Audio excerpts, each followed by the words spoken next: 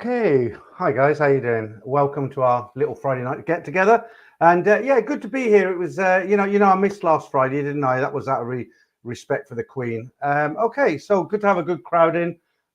We've now got quite a few in. How many we got in already? Oh, over 100 already. That's good. Lots of things to speak about tonight. Competitions.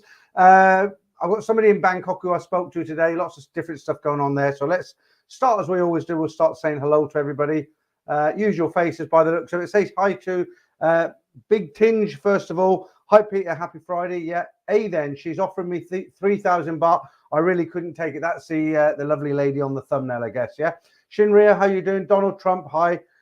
Lester Paul, Swaddy Crap Mongers. So sad about our Queen, but hey, keep calm. Keep calm and carry on. Won't even be a queen or a monarch remotely. We won't get into the whole Queen thing, but basically from a personal point of view, she's been a kind of rock. She's always been there since I was born. I'm 62. She's always been the Queen. I totally respect her. That's why I didn't do the stream last Friday. As for the rest of them, not really. What can I say? I'm not going to start slating them, but you know. Right, James Casey, how you doing? Hello, Peter Gang. 83 days and counting. 83 days, James. I've only got a couple of weeks now. I'm really counted, just over 2 weeks. I was speaking to Andrew Hammond today. The flight that I'm on is actually fully booked now, and it costs more than he's on Eva. We're going out at the same time on the same day, but he's on Eva Air and I'm on Thai Airways. And Andrew likes to always go back, and he likes to see that he's got himself a deal. So he always goes back and see what the price is going up to. And my Thai flight on the same day as him is actually sold out now. It's full. Well, the economy is anyway. And his flight, which he paid about 630 for, is over £1,000 now. Always good to book way off in the distance. So I've got about 2.5 weeks now. Really looking forward to it. Still haven't made up my mind whether I'm going to do 2 months or 3 months. We'll see how it goes, and we'll see how money lasts out as well. I've got to kind of watch myself. My biggest problem, my biggest expense really is going to be hotels. You know, if I stayed there 90 days, it's going to add up, isn't it? Right, Shaggy Rogers, how you doing? Martin Ryder, the next time tomorrow, I will be waiting in Eva Air's departure gate at Heathrow, along with 300 other mongers. So you're off tomorrow, Martin. We'll miss you in the stream, mate. Honestly, always good to see your funny comments. MD, how did you get a picture of my... You say that on every go. You must have a lot of girlfriends, MD. Right, let me just say thank you to Marky Mark for that super chat. Always comes in right at the beginning there. Hey, Peter, I caught your Sunday stream on the return.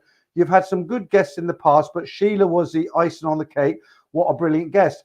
Thank you for the super chat, first of all, Mark. Yeah, she was very, very good. Actually, when I bring guests in, I plan to have them normally for about half an hour to an hour. And that's not because they get boring and I want to get rid of them. It's more a case of they get to the point where they've had enough, because if you've not done this before, it can get quite stressful and tiring. And most guests to bring in, about an hour is as much as you want to do with them. But Sheila was very good. She was just natural. She came out. Hopefully she'll be in the stream tonight. Not on the stream, but in the background there. But I actually spoke to Sheila last night. I'd had a few too many beers. But anyway, spoke to her. And I said, look, you were really popular on the stream last Sunday. I got a lot of positive feedback about Sheila. And I've said to her, look, because we're probably going to do a video together when I'm in Thailand, because she's there the same time as me with her girlfriend, Mint. And I'll meet up with the two of them, probably have some dinner or something nice. And I said, look, Sheila, you've got to come on the stream on a Sunday night. Sunday night is a casual one, right? Not like the Friday. I said, you've got to come on the Sunday because you were very popular. And she'll be on the stream. So as I'm going in 2.5 weeks, I would imagine not obviously tomorrow, not this Sunday, not next Sunday, but maybe the following Sunday. But this Sunday, I've got a guy, I've got a guest called Rob. He's in the stream tonight. Hi, Rob. How you doing? Rob is actually a London black cab driver. And the reason I'm bringing him in as a guest on Sunday is because I like to bring all different kind of people. And it's interesting, not just interview other YouTubers. That's boring, isn't it? But I like to bring different people in. And the thing with Rob, I think he's about 50. I forgot, did I ask him or not? I think he's about 50 anyway. He'd never been to Thailand before. And he's one of these guys that during the pandemic, he was like the rest of us. He was just watching videos. He fell upon one or two channels, including mine, about Thailand. And he got interested and he was like, oh, look at this lot going on in Pattaya. And, he followed it through and he decided to book a ticket. And he's just come back a month or so ago from Thailand. So I want to get him in on Sunday and say, look, you've never been before, you watched all the videos, you know, and just ask him, you know, what was the best thing you enjoyed about it? Was there anything you weren't expecting? And just have a chat with him and see how it goes. You guys can ask him some questions, and it'll be good. It'll be good. So that's Rob this Sunday coming, day after tomorrow. Right, Danish Bacon, hi. Shaggy Rogers, did I say hi to you? Let's whiz through these now. I'll be a bit late. Let me just get rid of the ticker there. And then we'll talk about a few things that's going on in Thailand. So hi to Ian Lloyd. Hi, Peter, Ian, and Sharon tuning in from... hi, Peter, Ian, and Charlene tuning in for Barton Seagrave. Oh, see, you're only up the road. I think you meant we mentioned that a couple of weeks ago. I'd love to know whereabouts, but obviously you can't tell me over here. Let me just try and get rid of this orange tinge. Hang on, look, I've gone all... How's that? That's a bit better. Like a flipping tangerine, but the problem is it makes everything... I've actually got a navy blue shirt on, but for some reason it looks black. Look, that's blue, but look at the state of me. I'm like the tangerine man. Let's get that right down. What's that about, right? Yeah, because it looks like I wear a black shirt every week otherwise, and I haven't. This one's blue, as I say. Look, it's actually navy blue. It's just the lighting in here. It's crap. But as long as you can hear me, that's the main thing. Let me just set that. Right, that's about right, isn't it? How does it look on there? Yeah, that'll do. That'll do, as they say. Right, okay, yeah. Where were we? Ian, yeah, Barton Seagrave. Did you say? Yeah, Barton Seagrave. Nice one, just up the road. I'm guessing you might be on the Red Row estate, maybe, the new one. Lester Paul, Sunday's mongering chat with Sheila was epic. Yeah, she'll be back in 2 weeks, hopefully. I'll get her back on here. Leeds, hi. Javier Lopez, hi, fellow mongers. Hope you had a great week. Boring, pretty boring, actually. Actually, this week that's just gone by, I actually had a kind of week off from YouTube because, you know, I do something for YouTube every day. So it's like tomorrow I'll edit the stories that I'm going to tell for next week. Sunday I'll record them and I'll edit the video, and then Monday I start on the Monger Minute and the Ladyboy competition. It takes me through to about Wednesday. Then I get a day or two where it's a bit slack. But because I set up the stream for last Friday and then the Queen passed away, I thought, well, I won't do it out of respect. So I've still got last week's set up, and so I've had a good week. I don't know why I got an itchy hooter tonight. I always want to do the stream. Right, I'm going to say thank you to Angels Cabal. Angels Cabal did a 1 hour session with me. Thank you for that super chat. Evening, Peter. Hope you have a canoe ready for your travel. It should be okay by I'm going in 2.5 weeks. It should be okay then. The monsoon season is coming to an end. It will start dribs and drabs. I was speaking to my friend Simon. He said generally now it's raining for about half an hour, torrential, then it just stops and eventually the water dies down. But it's been particularly bad this year. Even Simon said that. But thanks for that, Angels Cabal. Okay, where were we? Let's have a look. Did I say, Matthew Cartwright, how you doing? Nice to see you in. Mark, let's have a look what Mark's saying there. Jealous of who are going there soon. Have a great trip. Well, I'm there in 2 weeks, Mark, so I will have a good trip. Let's have a look. Where are we? Thailand fan, how you doing, Paul? Good evening, Peter. Not a long one tonight. I've actually, Paul, I've actually managed to cut it down now. I mean, I was doing these 3-4 epic streams. I was getting carried away, and I've spoken to a few people. I did 2.5 last Friday. The Friday before, I managed to keep it to just over 2 hours, and people said it's much better because it's more condensed. It doesn't go on and on, you know. Right, who else? To be or not to be evening. Let me see how far I am with it behind the chat. So that's 0:57. Okay. What time are we now? 20:09. Oh, quite a way. Let me jump. I'm gonna jump past some of your messages. You'll have to come back in with them because otherwise I'm just falling so far behind. Or let me whiz through a few. Craig, hi from New Zealand. Enjoyed the show with Sheila. Yeah, a lot of people saying that. Carlito, hi. Kev, 12364. Fingers crossed for you for the competitions tonight, Kev. Tom, how you doing? Ivan, yeah, hi. The one Rob 88, how you doing? The rookie cameraman, nice to see you in again. No name, nice cat, almost 28 baht, probably crash when I arrive. No, you'll be all right. You'll be all right. The American dollar's doing very, very well against the baht. Very, very, very good. Yeah, I just say hi to the moderators as well. I think Damien's out there somewhere. He's probably left a message. I've missed it. Damien's just come back from Thailand. He hadn't been there for nearly 3 years. He's been there for a month. He's been back. I have spoken to him. He sounds a bit down in the dumps at the moment. Maybe missing his girlfriend, but and also hi to Franco. He's out there. And Day State, if he comes in, I don't know if he'll be in. And obviously Capio as well. Andy Holmes, hello, brother Peter. Hope you're keeping good. Yeah, I'm keeping good, Andy. Thank you very much for asking. David, is it? I know it's Friday when I see Peter is about to go live. Happy, yeah, thanks. Seamus Doherty, hi Peter. I booked a hotel in Bangkok beside the Nana Plaza, the Cyrus style suite. Do you know? I don't, Seamus, actually. When I stayed there when I caught COVID, I was in the Majestic Suites on the corner. That's pretty good. It's about 1,000 baht a night. Very nice hotel, very well appointed for the area. The only thing is you can't get a taxi to pick you up because the taxi would have to stop on Sukhumvit. I suppose you could, but what I did, I got Apple to pick me up from the Nana Hotel, just carrying my bag around the corner. Let me just give Apple a little plug because she's, you know, Apple, the taxi driver I use. If you want a decent, I'm not making any commission, guys. What it is, that's her car there. She just got a new car. She has two prices, one in this 4x4 and the other in a regular taxi. Apple's a very nice girl. She won't rip you off. I think she's slightly more expensive than the guys you pick up outside, but then you're having a nice ride with a nice woman who speaks a decent amount of English. She won't rip you off. She won't ask you if you want, if you've got a girlfriend, if you've got a wife, or all the rubbish that you hear when they pick you up. And she's not going to be asking you for 50 baht for the first tow and 70 baht for the set. You know the rubbish you get when you're just getting a taxi at the airport. So her line ID is there. You're welcome to contact her. And she's had quite a few bookings through me advertising her here. And the only reason I'm doing it, I like to help her out because I'll get her to pick me up at the airport when I arrive in a couple of weeks' time. I might go down to, I'm going down to Pattaya. I haven't decided whether to go down on the bus or to go down with Apple or taxi, but it will definitely be Apple if I do. All right, guys. So, yeah, she's a nice girl. Right. Stephen Nurse Explorer 1. Hello, Peter from Saudi Arabia. How are you doing, Stephen? Expat out there in Saudi. Don't believe all that rubbish about not being able to buy drinks, get drinks, guys, in the Middle East. You can.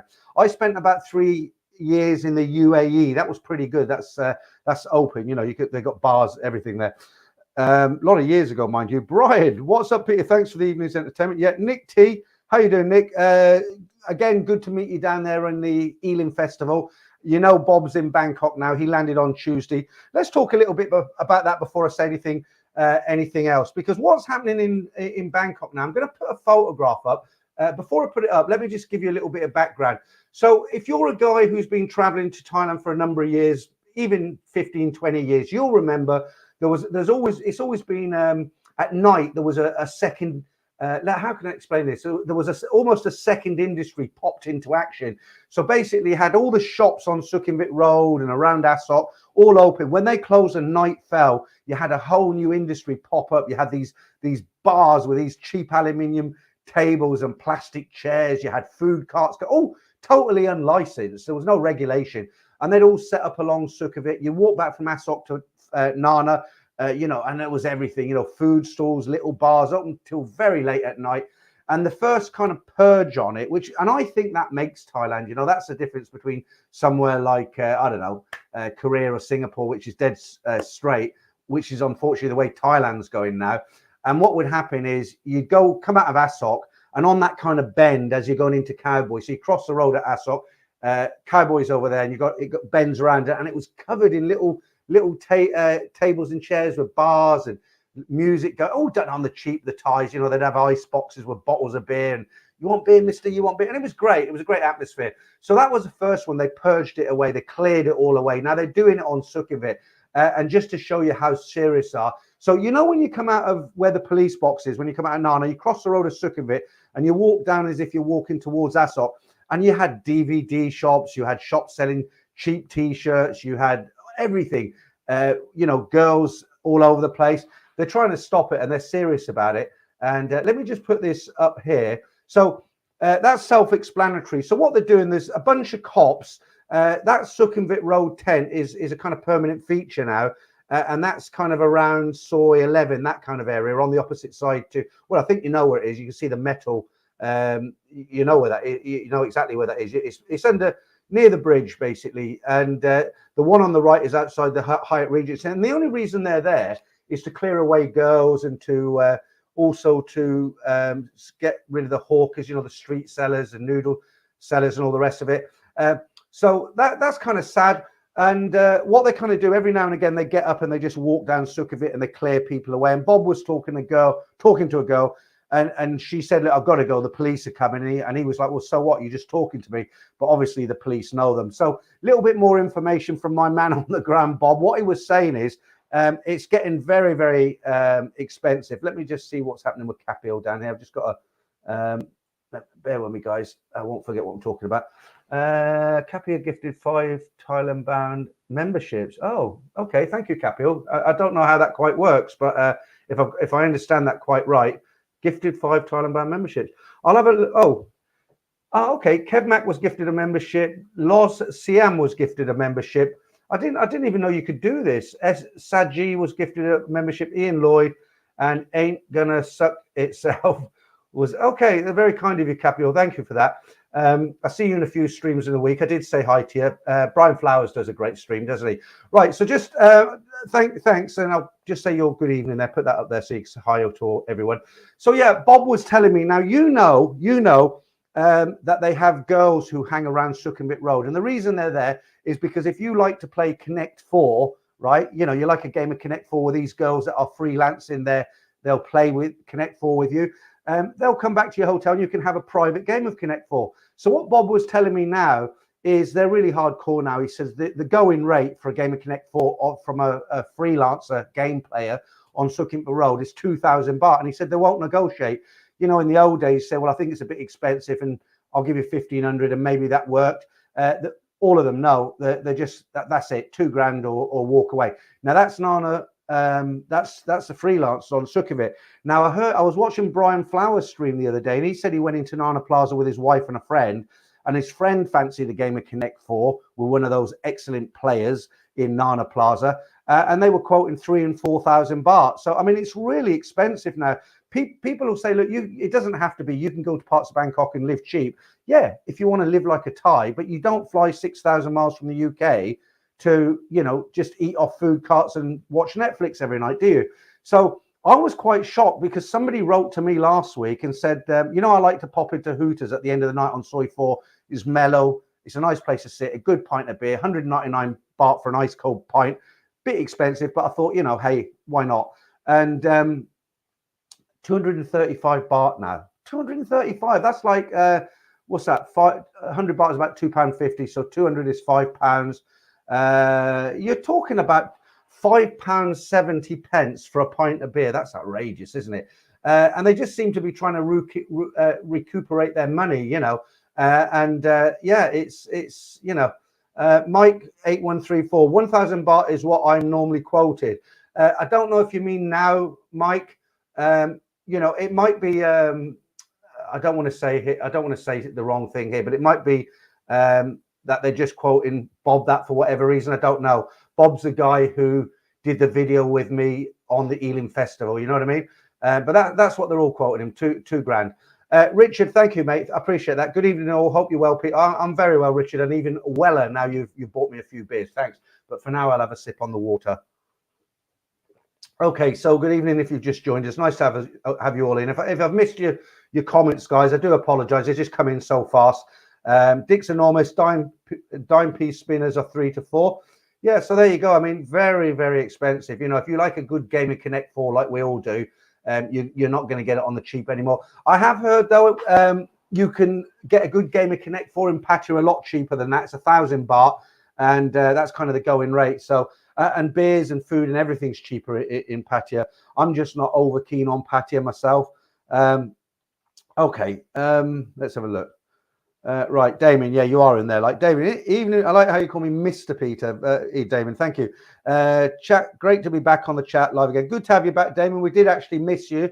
I was going to give you a call tonight, but I thought you sounded a bit down in the dumps yesterday, so I thought I'll leave you to it for now. You know where I am. Yours Travels, 2,000 baht is still cheap. £50, 50 quid-ish, or 4,000 is around 100 for a better quality game. I'd say no, yours. I'd say it isn't cheap. I mean, that's kind of like the same. If you go to Leicester here and you want to have a game of Connect 4 with a professional player here, it's about £50. My friends tell me. So, you know, I don't think it is cheap anymore. Mark, I love Connect 4. That's where you take 4 bar, goes back to the hotel, Connect, right? Yeah, something like that, Mark. I'm trying to keep it a clean stream. You know, Brian lost his channel, so you guys aren't idiots. So when I talk about things in a way, you know what I'm talking about. Lester Paul. Oh, I've lost it. Where were you, Lester Paul? Don't get the wrong. Oh, hold on, Connect 4. Yeah, that's very important. Boohoo. Good to see you, mate. You were in. I can't find you now. Hang on. Where are you? There you are. 1,600 CAD for a return flight to Bangkok. $1,600 for return. Is that US or Australian? It's getting dearer in December. Yeah, I was first in the queue. I'm back already. You see, yeah, I was down there already. It's madness, isn't it? They're queuing for like this morning. It was 5 miles. God knows what it is now. But it's not like she's got an open casket. It's just a coffin with a flag on it. You don't even know she's actually in there. I guess she is, but you've got to be dedicated, haven't you? I mean, I respected the Queen, but I don't think I'd wait in a 5 mile line. Probably 10 miles now. Okay. Right. Kev Mac, thanks, Capio. Appreciate that. Okay. Very generous man tonight, Capio. Have I joined yours? I don't know. I'll have to come in just to join, actually.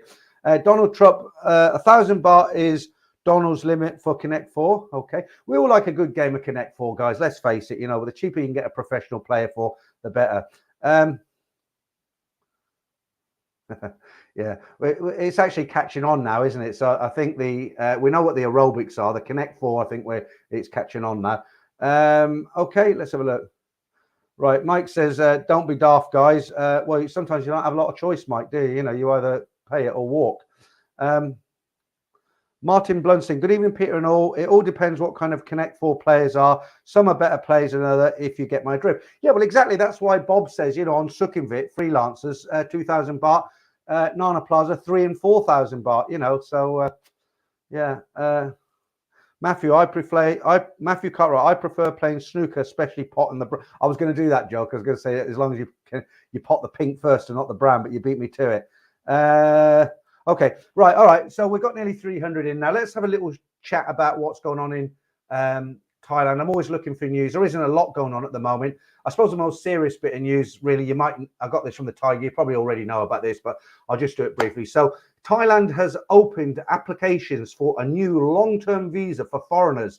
Those who are granted the 10-year visa will receive several benefits, including multiple re-entry and fast-track service. However, there is an eligibility criteria that applicants must meet in order to be able to receive the visa. You must be in one of the following 4 categories to be able to apply for it. So I don't think, I'm going to read you the 4 categories. I don't think guys like me are going to qualify for a 10-year visa, but maybe you will. So if you fall into one of these 4 categories, you can get a 10-year visa, and there's a lot of benefits with it. So 1, a high-income individual, those who have a personal income of at least $80,000 in the last 2 years and have an investment in the country of $500,000. That's me out, straight out. 2, retirees with a high pension, individuals that have retired and have a personal income of at least $80,000, £69,500 are also eligible for the visa. But is that for the year? I don't know. It doesn't say. 3, professionals working remotely, those that have a work experience of at least 5 years and are working in a legally registered company with a turnover of 150,000. I'm out again. And the last one, 4, skilled professionals, experts of a foreign nationality making at least $80,000 with at least 5 years of work experience and are skillful in the target industry. The visa application fee has also recently been halved to 50,000 baht in order to attract more foreign investors. Well, the thing is, if they've got £500,000 in the bank, they're not really bothered about the 50,000 baht reduction, are they? But there you go, guys. If you think you could qualify for a 10-year visa, you know what you need to do now. Okay, Paul, what are you saying there? Can you find a Jenga player? Yeah, plenty of them as well, Paul. Plenty of them. Jenga's that game with the the wooden sticks. You pile up higher and higher, and eventually you take them out, don't you? And eventually it topples over. I think we used to call it Connect 4 when I was a kid. Not Connect 4. What was it? It was a plastic tub, wasn't it? You had like plastic straws through a glass tub, Kaplunk or something like that, was it? And it had plastic balls. And you took these straws out, and that was back to the 70s. Yeah, Damon says, no need to show vaccine certificates in Bangkok airport. I was speaking to somebody else, Damon, and they said the same. I'm going to print mine out and take them. Just no, my luck, it'll all change again. But somebody said to me, it was Bob actually, on Tuesday he flew to Bangkok. He said nobody asked him for any paperwork in Heathrow, and nobody asked him when he got to Thailand. So it might be the rule, and they're just not bothering now. I don't know.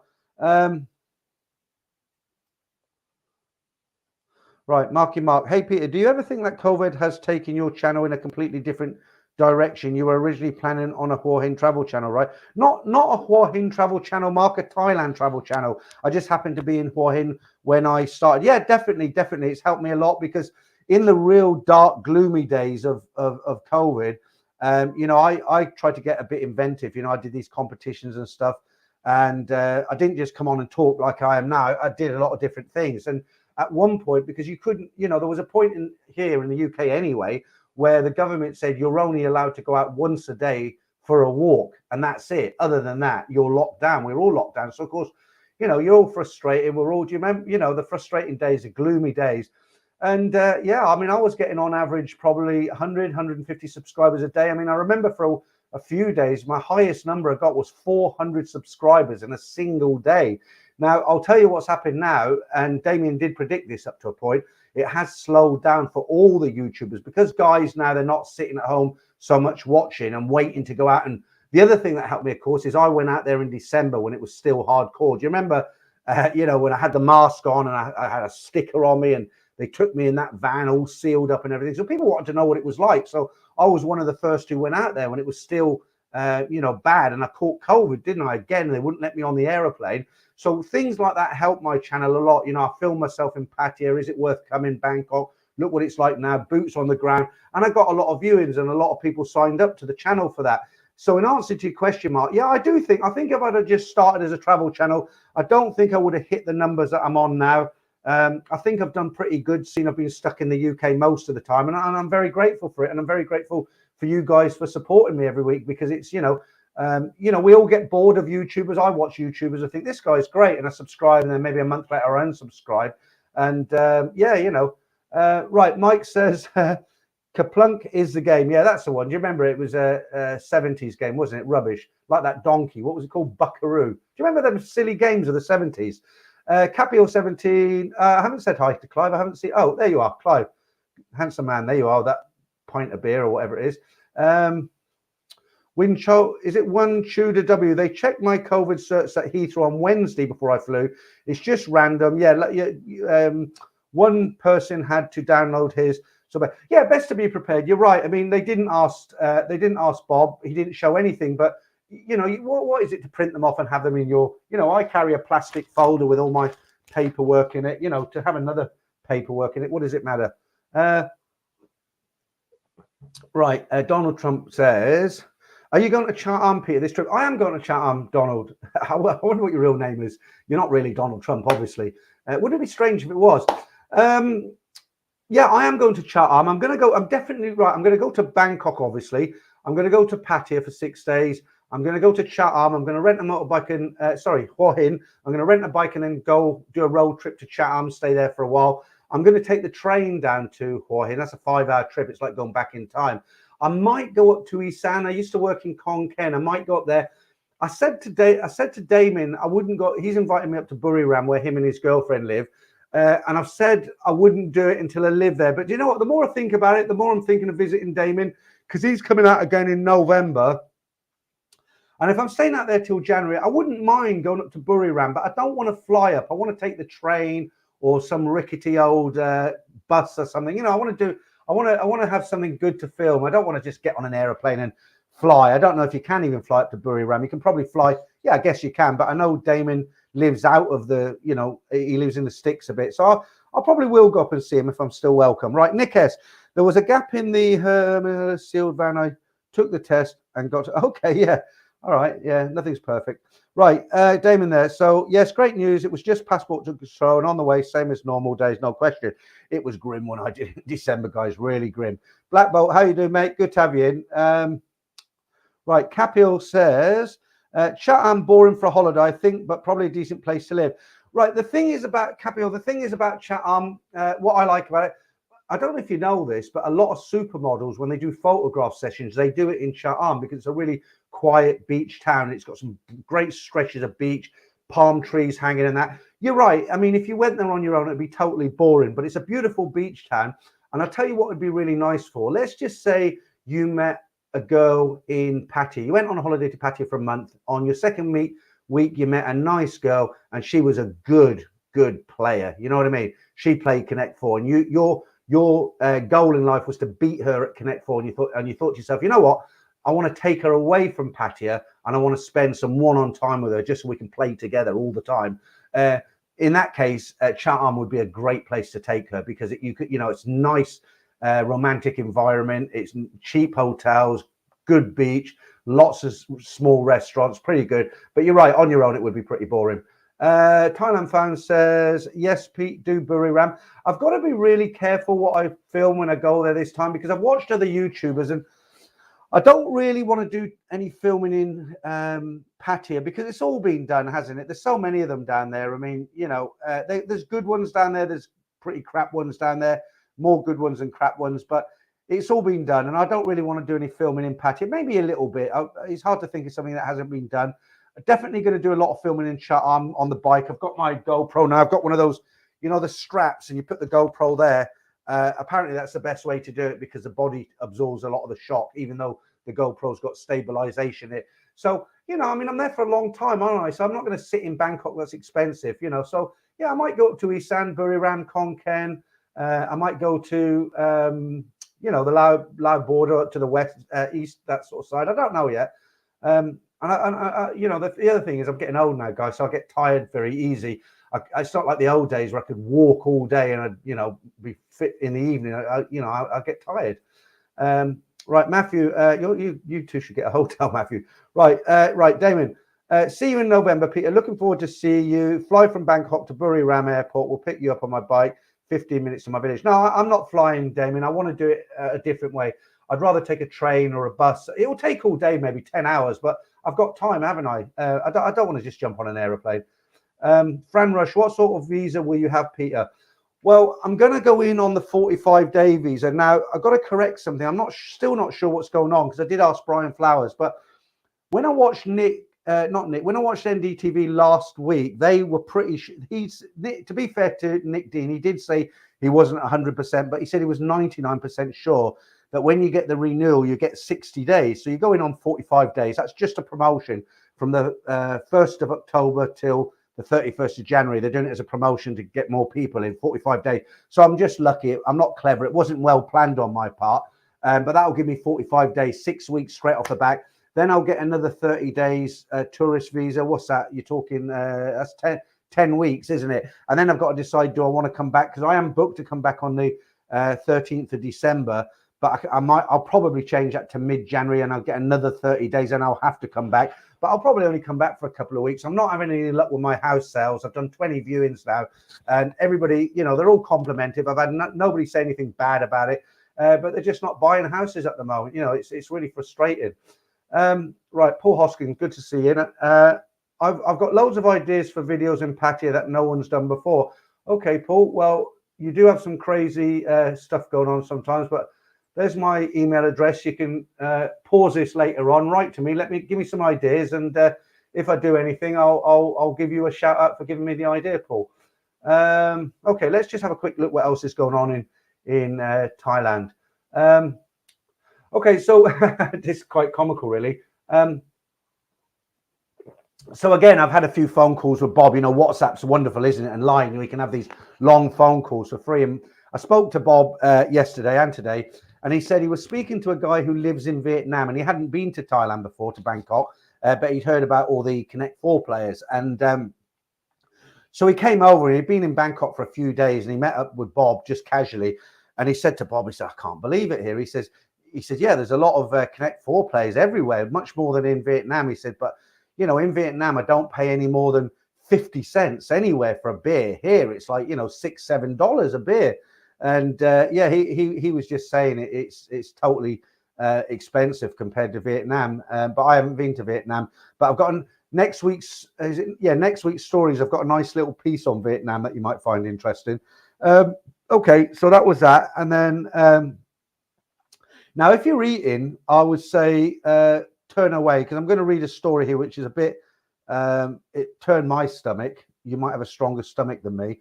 Let me just get a photograph up to, this will turn your stomach. Just look at this, and I'll give you the story. Now, you imagine yourself coming out of Nana Plaza, half cut, and you're hungry, right? So Crickets are on the menu at one Bangkok pop-up serving fusion bug burgers. Already catching headlines as a meat alternative, the edible insect market is expected to grow into a billion-dollar global industry in the coming years, with many adapting creepy crawlies into their diets as a result of climate damage. Thailand's Bounce Burger is the newest cricket kid on the block, with its cricket beef burgers, sausages, cricket balls, and even power bars and cookies. Crickets don't have to be on street vendors' stall that are served up only with soya sauce. What do you reckon, guys? You fancy a cricket burger? Do you know what? If that's all I could get my hands on, you're looking at the latest vegetarian kid on the block, because there's no way I would eat crickets. Totally disgusting. I mean, some people do eat them, but I wouldn't. Let's have a look while we're on the serious stuff. Got another photograph for you here. You might find this interesting if you're a real backpacker. Let's have a look.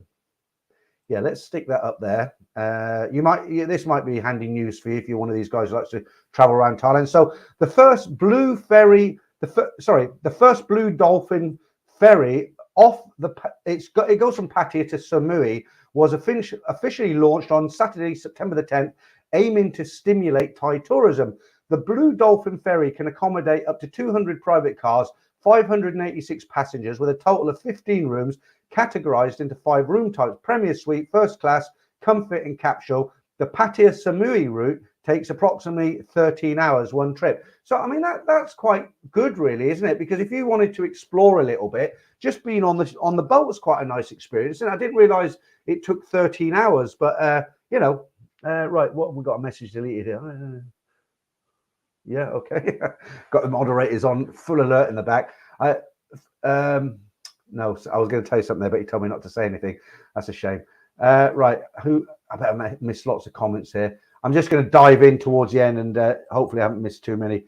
Right, Martin Ryder says, just booked AirAsia Bangkok, Dong Wang to HCM, return 85 for a week. Yeah, okay, good. Hoochie Man, that's the old Saigon, isn't it, I believe. Stony Man 69, enjoy. What does that say there? Enjoy a few.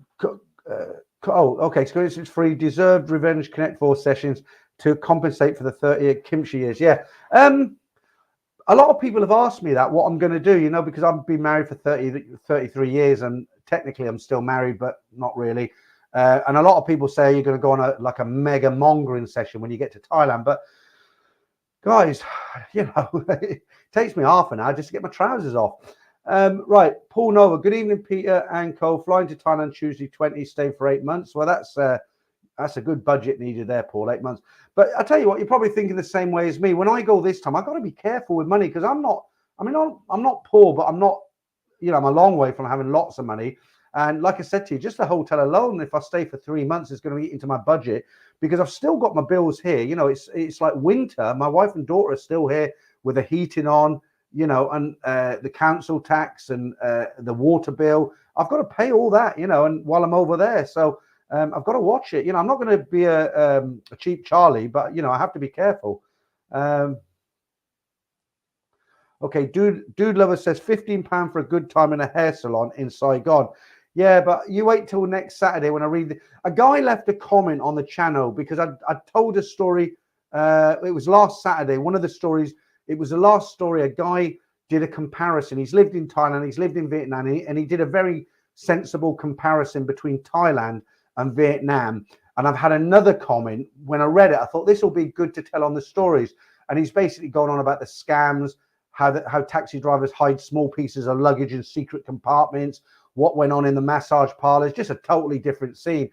It might be exaggerated, I don't know, but I thought it was interesting. I'm going to read it out, so maybe you can listen to that and see what you think. Yeah, Martin Ryder, the average age of a combat monger in Vietnam was 65. I think it was 25, was it? Or 19, something like that. Right. I don't like cricket. Yeah, don't you and all both, Clive. Yeah, it's pretty hard to get excited about a bowl of bugs, isn't it? Right. Nathan says, a friend of mine went on holiday to Nam, said he couldn't get rid of his money, came back with most of the cash he took out there. Okay. If I was there, I'd have spent it for him.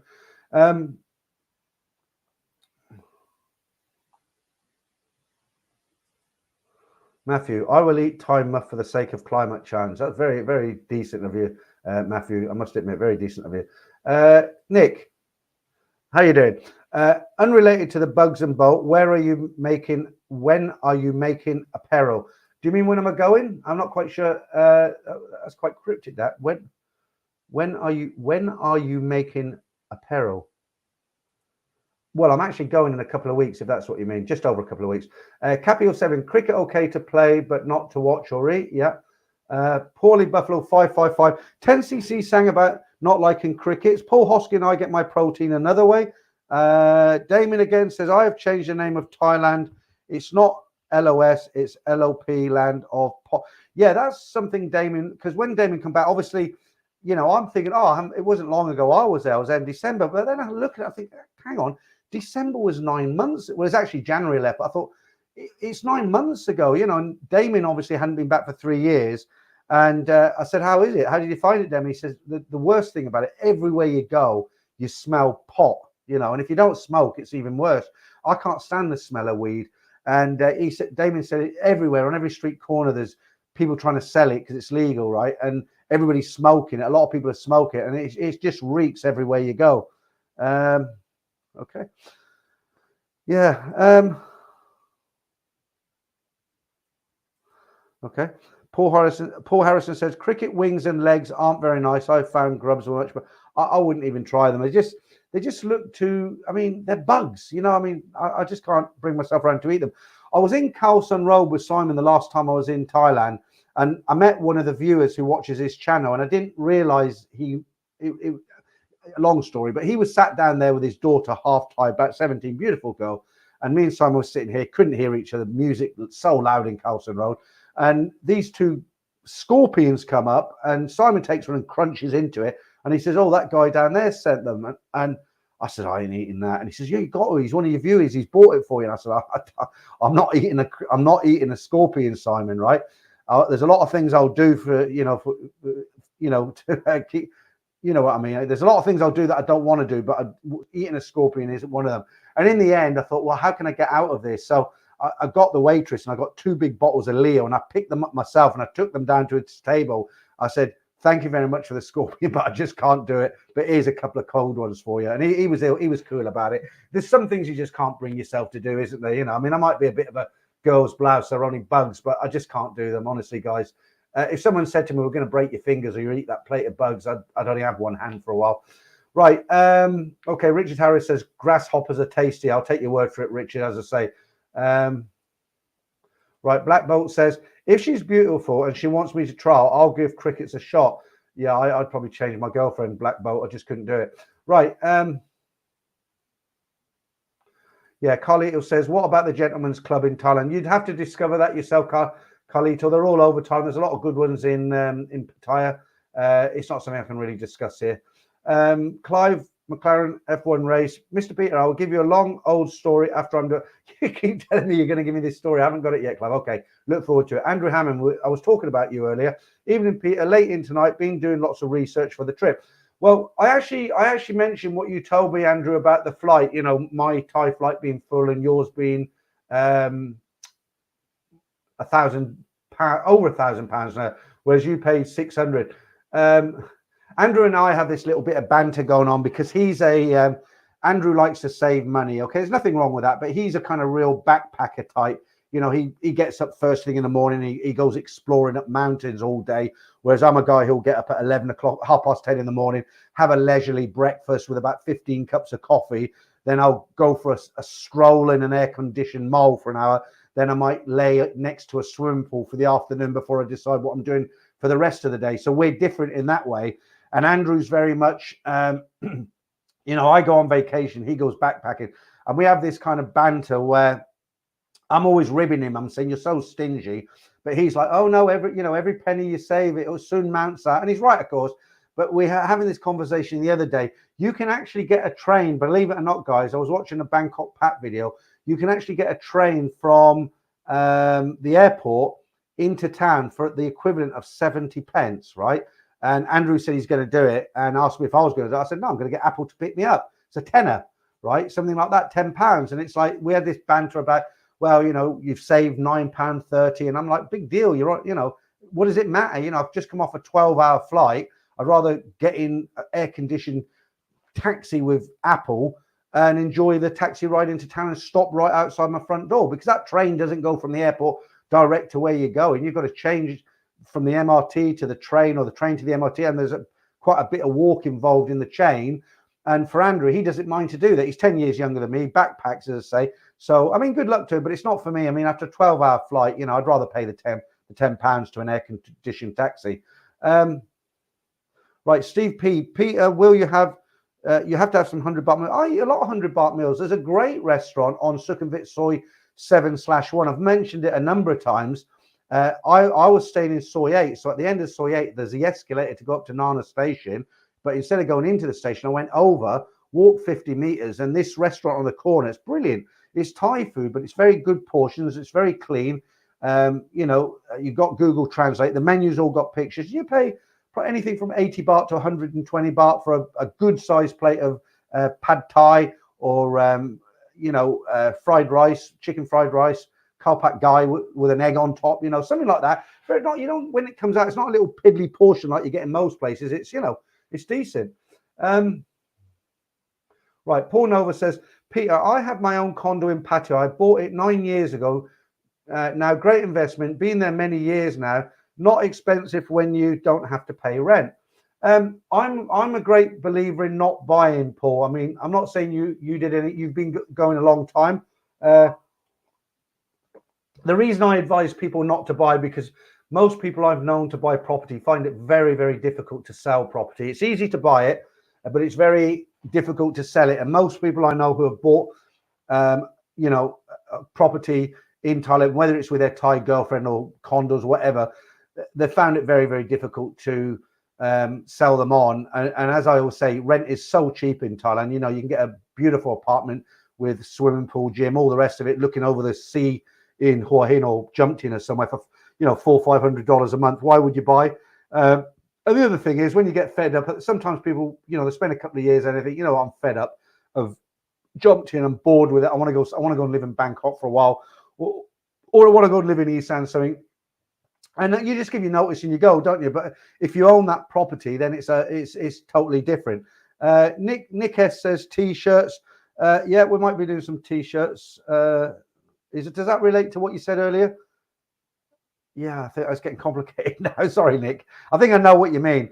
Right. Non-kai sabai. I don't know what that means. Is that German? March?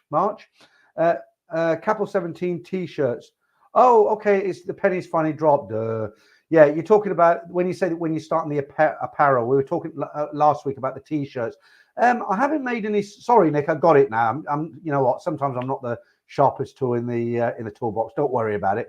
Yeah, it's like I said a couple of weeks ago. I'm not going to do a whole line, but what I'd like to do is just a simple t-shirt, a couple maybe. One with just a little Thailand-bound logo, like this one. It's all doing it the wrong way. This one here. Or maybe it's not going to be a long one tonight, something like that. But like I said, I wouldn't sell them. I'd probably give them away. I'll probably say, if you join as a member, I'll give you a t-shirt and send it to you. But it's the logistics. Having them made is okay, but it's the logistics of sending them out and then people saying they didn't receive them, you know.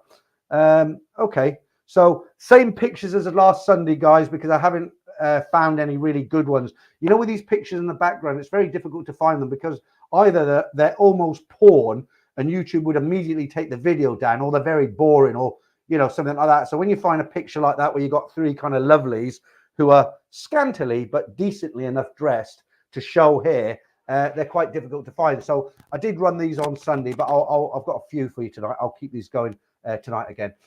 Right, yeah, I got it right, Nick. Merchant, not mercy. Autocorrection is killing me. Yeah, I do the same on my phone, Nick. You talk and you send a message, you look at it, and you got to send another message to request to correct it. Okay, yours will be in is it Tallinn tomorrow for 2 days. I believe there is a very good games of Connect 4 in that location. Oh, do tell. Do tell. Well, we might have you on again, yours. Yours has been on as a guest.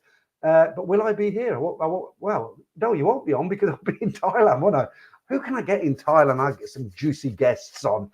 Right, okay. Captain Black, I like my women like my chicken on their backs with... Oh, I can't read that out. Piri, I have a friend in Pattaya now who is having the time of his life. He's sending a lot of videos in our group chat. It's giving me life. Yeah, look, another thing I want to tell you guys. Somebody else told me, oh, they were in Pattaya and it was totally dead. It's not. If you go to like Soy 7, Soy 8, the beach road, it's not like it was in the old days. But all the action's kind of moved over the second road. It's all LK Metro. You've got Weatherspoons, you've got iRovers, you Soy Pothole, LK Metro, Tree Town. You can't, according to Damien, you can't get a seat in those places. Absolutely jam-packed. So, of course, some parts of Pattaya that used to be are quiet. The top of Soy 7 apparently is busy where Nick's bars are. But, you know, a lot of it is very quiet now. But that's where all the action is, apparently. Right, Welsh 32, good to see you, mate. I had this from the government Thai embassy. You may apply for a tourist visa, 60 days extendable. Okay, that's good news. Let me just make sure I haven't made a mistake. I had this from the government Thai embassy. You may apply for a tourist visa, 60 days extendable, or enter Thailand on a visa exemption 30 days without a visa, only 2 times per year. Okay, I know what you're talking about. Yeah, I know this one. So in other words, if you apply to the Thai embassy in London, for instance, they'll send you something. You don't even have to send your passport off anymore, do you? They send you a sticker. They'll give you 60 days right off the back, and then you can extend for 30, giving you 90. But I do believe, I'm pretty sure I can go in on a 45-day visa exempt. I can get 30 days. I think I can do it a second time as well. I'm almost sure I can do it a second time, giving me a total of 105 days. Then I'll probably come back to UK for 2 weeks, and then I'll go out again, depending on my money situation, because, you know, mortgage rates are going up. They said mortgage rates are going up again in the UK, 0.75, 0.75%, 0.75%. You know, it's one of my mortgages now is nearly tripled from this time last year. It's terrible. Not in negative equity yet, though. That's a good thing. Okay, Leroy 420. I worked in Kanchanaburi. It'd be interesting to know what you did there. I was there in December. Of course, I did the bridge on the River Kwai. Very, very interesting. And Hellfire Pass, where they dug through the mountains, you know, by hand and dynamite. Okay. Right, who haven't we said hello to yet? Let's have a look. Is it time for a beer yet? Soon. I'll do the competition, then I can crack open a beer. Danish Baker, been smoking weed in reggae bars on the island for years. Be interesting when I get back there. It's all out in the open. Yeah, Danish Bacon, I've never been a kind of weed smoker. I did try it once. I tried some other things once. So I am very adventurous, or I was when I was younger. And somebody offered me, I can't say it here, but you know what I mean, one step up from weed, and I tried it, and it was great. And they offered me it on a second night. I said, no, thank you. Once was enough. I just wanted to experience it. Damon says there are signs everywhere saying no smoking weed in the bar. But from what I hear, generally people are ignoring it. Marky Mark, you probably wouldn't eat hamburgers either if you know. That's a very good point, Mark. Very good point. There's a guy who's got a YouTube channel, and what he does, he takes things like hot dogs, sausages, burgers, ham, all that sort of thing. And he takes a slither, puts it under a microscope, and you always see things moving about, you know, like little worms and crustaceans, and it's disgusting. Actually, it's enough to put you off hot dogs and burgers for life. But yeah, it's a good point. Pass me the duchy. Yeah. Cashier says Pattaya girls want 1K for handy for no connection involved and no haggling. They're not haggling now. No, they're not. You want to play Connect 4, you pay up or walk. Leroy. I'll get down to some of the newer comments in a minute, guys. Why would you want to Medicare in a bar? The effects last hour. Smoke at home before you go out. Absolutely no need to smoke on the street. Some people are into it. You know, it's their thing, isn't it? You know, it's like I get a lot of messages left on this channel saying, why would you want to go to Pattaya and drive a car that's been driven by thousands of guys already, or play a game of Connect 4 with that same girls who've played with thousands of guys already? People like it, you know. Life is a journey. Good name. I'm planning for hair transplant. Thailand is known for cosmetic surgery. Since you have been there for long, what's your take on a hair transplant? Well, life is a journey. That's the one I've looked into it all, and that's the one thing I haven't looked into, because luckily I'm still orange here. Let me just turn myself down a bit. I don't know why I'm going so orange. Let's go to 70. Hang on. The shirt still looks black though, doesn't it? Let's have a look. Where are we? Yeah, okay, sorry. I don't know anything about hair transplant. I've looked into dental work. I know, for instance, if you have dental implants, they're 10,000 baht per tooth, which sounds expensive, but people do cosmetic vacations, don't they? They come over to have face jobs, boob jobs, everything. The thing I'm interested in is actually eye laser surgery, because it's very expensive in the UK, and I have to wear glasses to read. I have to wear these for the computer, another one to see. It's horrible.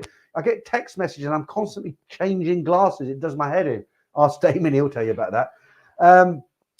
But yeah, I mean, the one thing I will say is it will be very good, because in Thailand, everything to do with health, hospitals, skin grafts, or what do you call it? Not skin graft, plastic surgery, dental work. It's always top notch. It's great. You just don't hear of quacks and people going wrong. I mean, I'm not saying it never happens, but I've never heard of it personally in 33 years I've been visiting Thailand. Okay, so if you're thinking about a hair transplant, all I would say to you is you need to obviously do your research to find not necessarily the best clinic, because that'll be the most expensive clinic, but somewhere in the middle where they're good, they're reliable, but you're not going to pay over the odds. That's all I can tell you, to be honest with you. Life is a journey. Right, Black Bolt says, hope Thailand doesn't turn into Amsterdam 25 years ago. That used to be my saying. I used to say Thailand's not going to be the new Amsterdam, but it seems like I've shot myself in the foot, and it is. Big Tinge. Pete, would you ride a bike in Bangkok? My friend Nut was involved in a motorbike accident a month ago, and she fractured her right elbow really bad. Would you recommend riding a motorbike in Bangkok? Not in Bangkok, I wouldn't know, because there's no need to.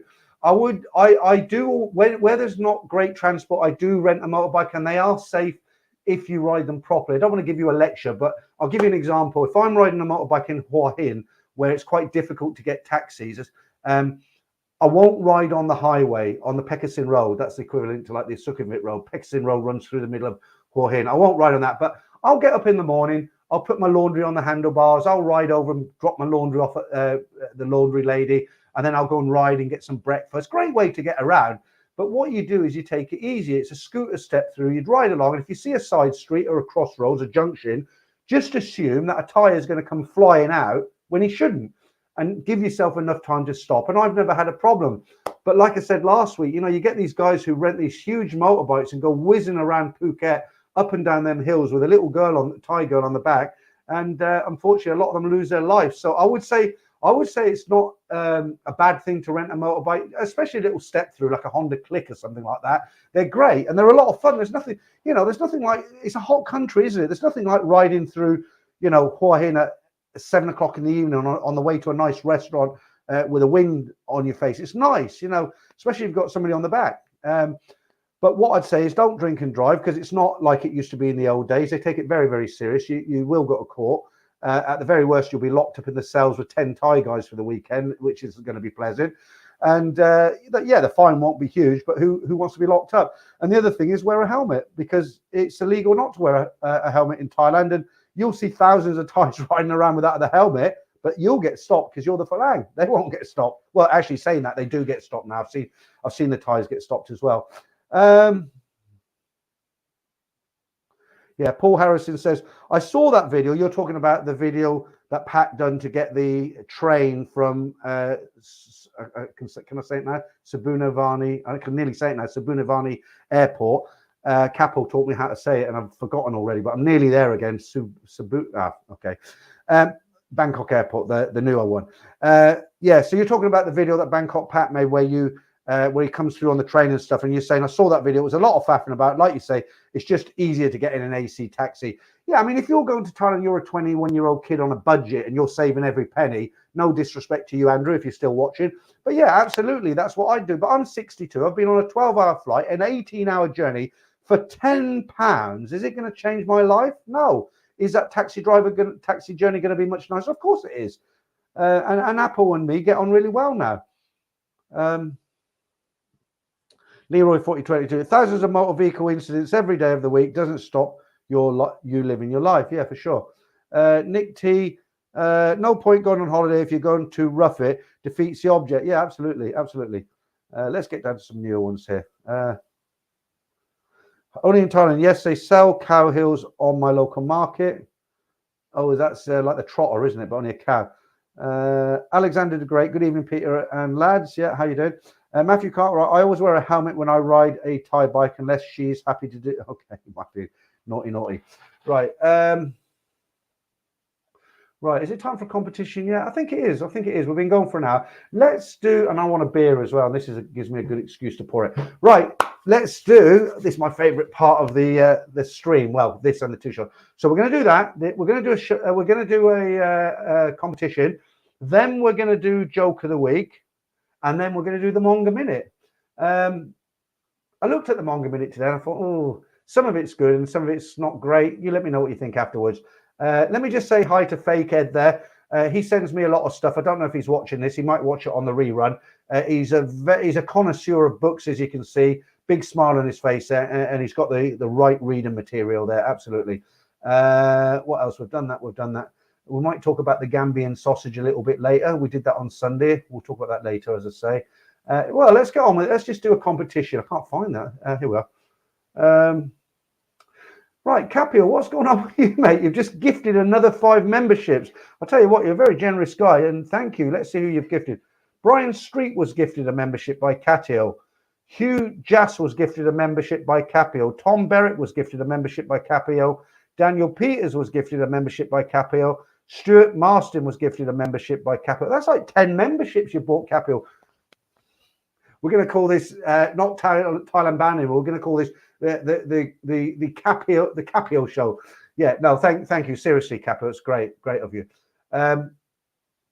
Damon says, Franco, good evening. Right, wait. We're going to do a competition, weren't we? I've got to make sure I don't do this wrong as I did once before. Right, you know the game, guys. Just tell me which number is I want to know which is a Thai girl. So it's girls from around Asia. Only one of them is Thai. Which one is Thai?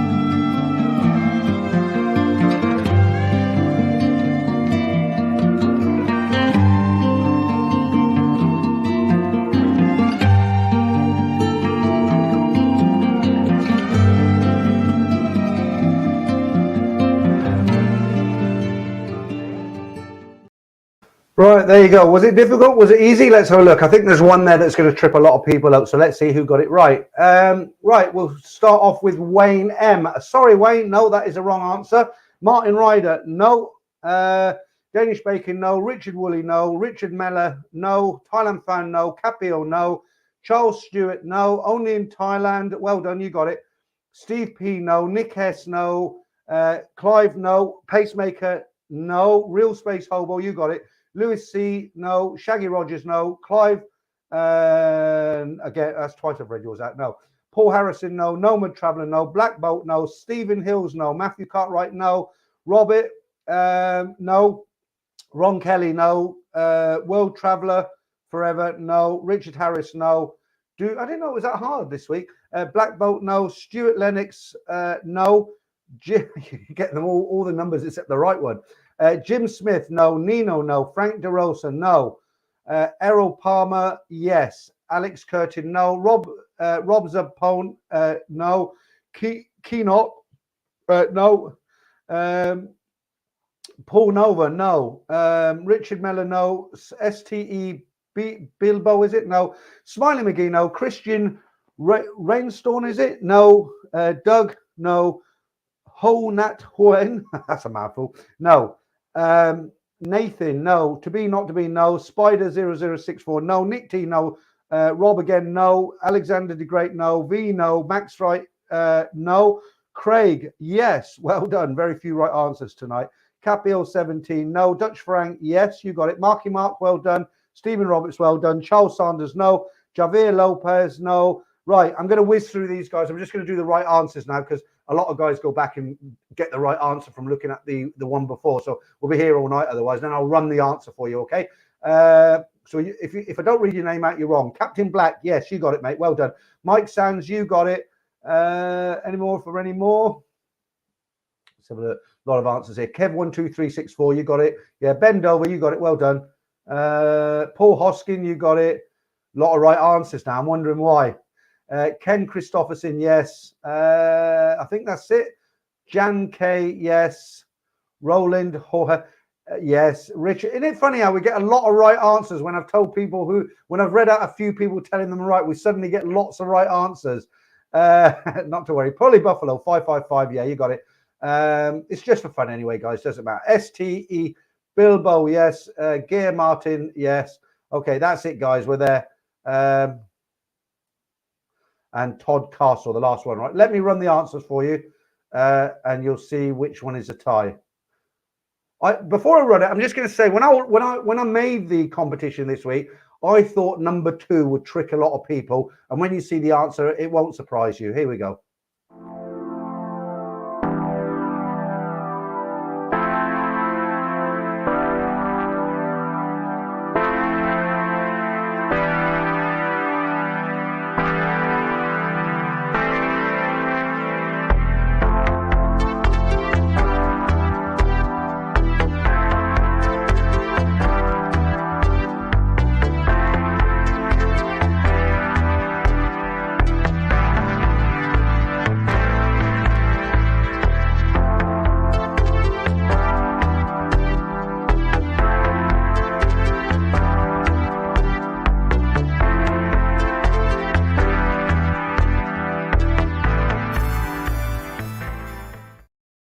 It is very, very difficult, I know, but some people said, look, you want to stop doing it now. You've been doing it too long, this competition, but I've got nothing to replace it with, and I'm in Thailand for a long time, in 2.5 weeks, so I might as well keep it going, hadn't I, to the end. Right, and just when you think it couldn't get any bad, any worse, it is now time for Joke of the Week.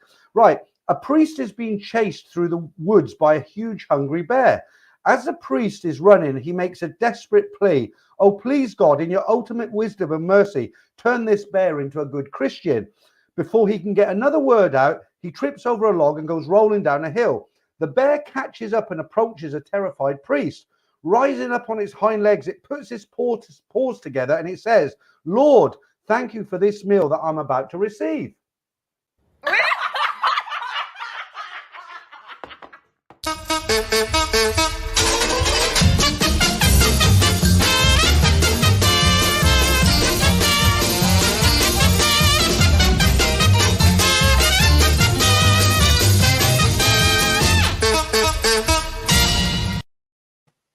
Okay, there you go. Joke of the week. Right, just before I get into the monger minute, I just want to read out a comment on the other screen there from Thailand Found. Good idea, but it's quite hard to get the images. It says, Peter, you could do a competition. What girl isn't a Thai girl? And I'd still get it wrong. It's actually a very good idea, but the problem is a lot of the images are all copyrighted now, and it's actually quite hard to. When I get these pictures, I'll look for a Vietnam girl, look for a Filipino girl, because I'm only looking for one. It's easy to find the images, and the Thai one actually, for some reason, it's harder to find. You know, there is a lot of them out there, of course there is, but you've got to get the one that's just right. That kind of some of the Thai girls don't look even Thai. And I think, well, they'll never get it, so I try and get one that really looks Thai without going over the top, if that makes sense. But enough of me, and on with this week's Monger Minute.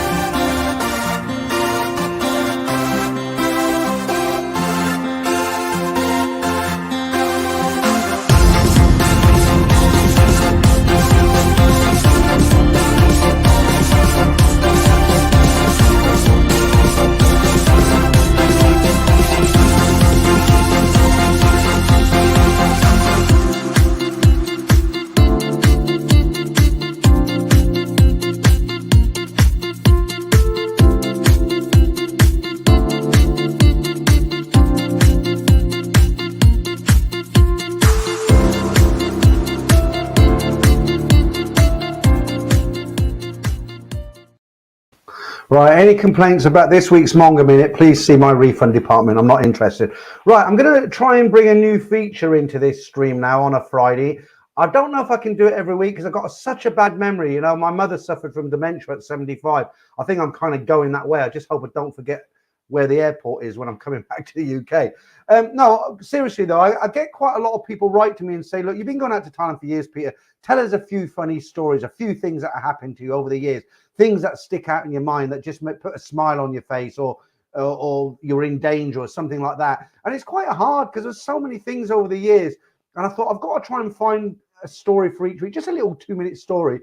And I thought quite a nice one for this week. And this is a true story. Now, this goes back to about, I'd say 97, 98.